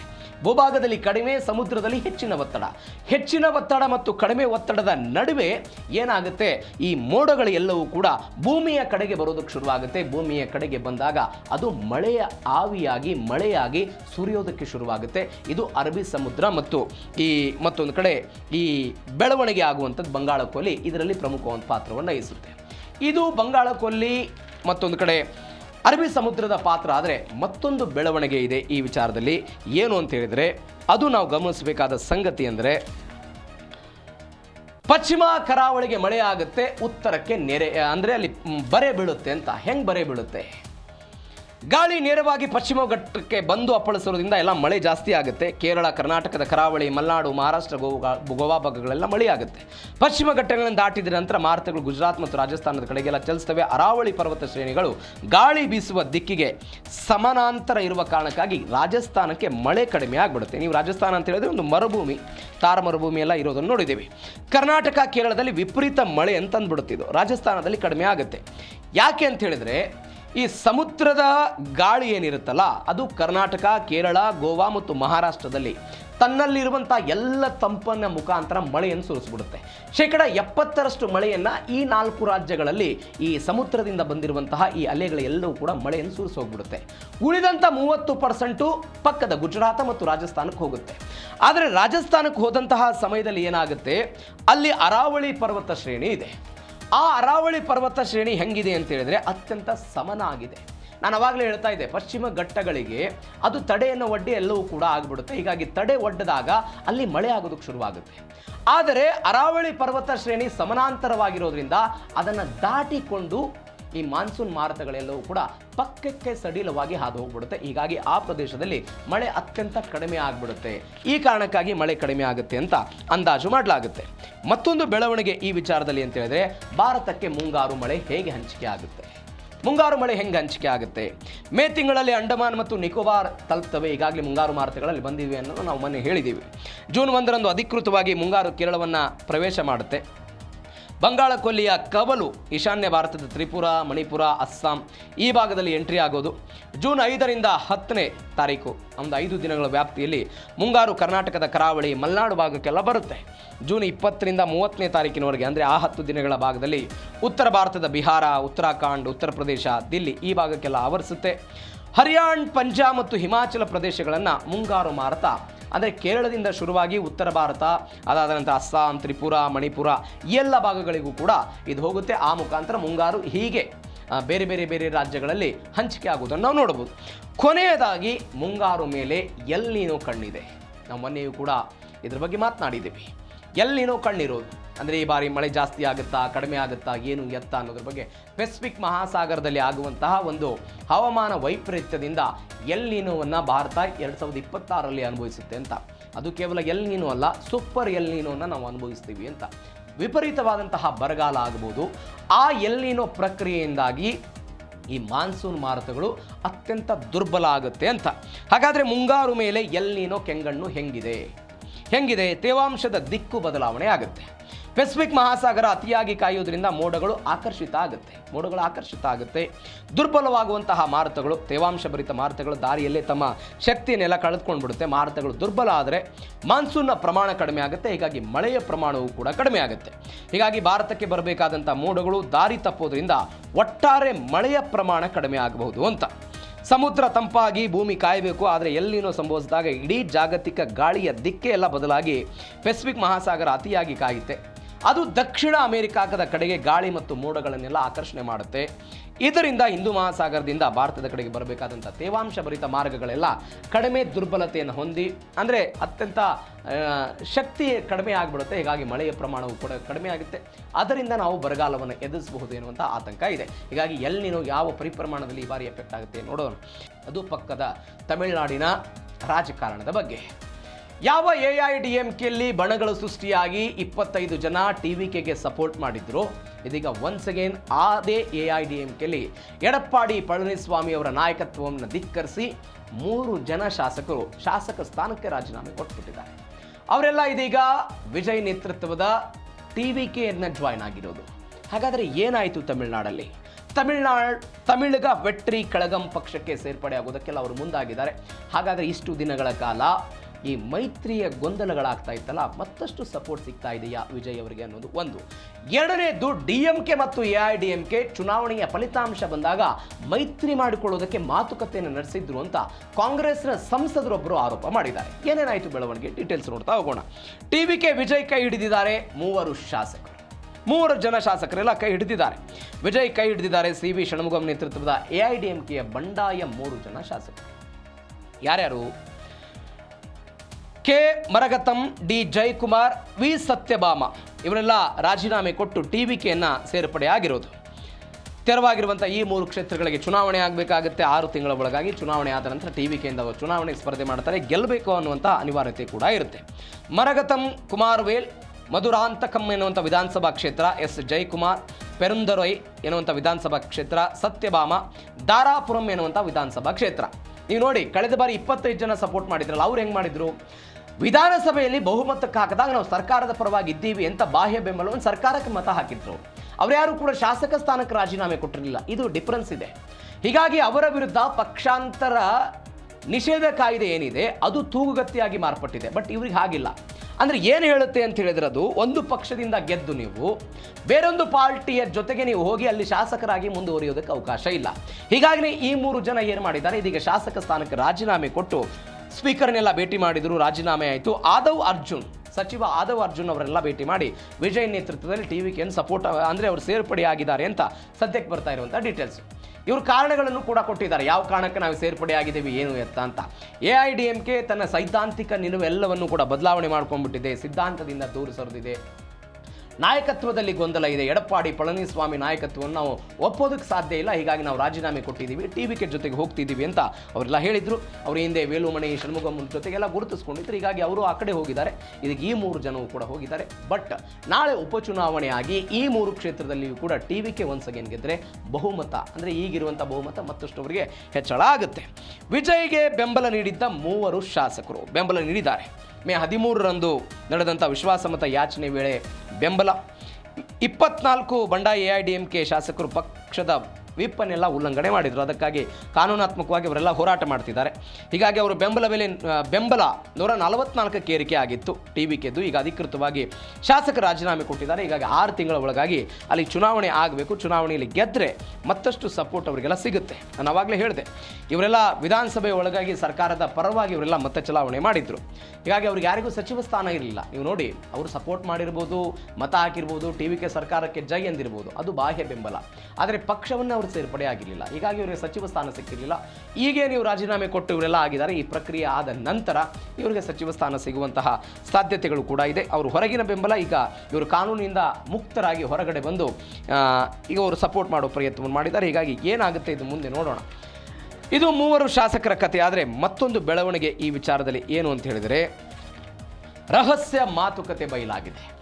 DMK ಮತ್ತು AIDMKಯ ರಹಸ್ಯ ಮಾತುಕತೆಗಳು ಬಯಲಾಗಿರೋದು. ನಾವು ಚುನಾವಣಾ ಪೂರ್ವದಲ್ಲಿ ಒಂದು ಸುದ್ದಿಯನ್ನು ಬ್ರೇಕ್ ಮಾಡಿದ್ವಿ. ಇದೇ ಜೀ ಕನ್ನಡ ನ್ಯೂಸ್ DNA ಏನು ಬ್ರೇಕ್ ಮಾಡಿದ್ವಿ? TVKಯನ್ನು ದೂರ ಇಡಬೇಕು ಅನ್ನೋ ಕಾರಣಕ್ಕಾಗಿ DMK ಮತ್ತು AIDMK ಮೈತ್ರಿಯನ್ನು ಮಾಡ್ಕೊಳ್ತಾ ಇದೆ. TVKಯನ್ನು ಅಧಿಕಾರದಿಂದ ದೂರ ಇಡಬೇಕು ಅಂತ DMK ಮತ್ತು AIDMK ಮೈತ್ರಿ ಅಂತ ಹೇಳಿದ್ವಿ.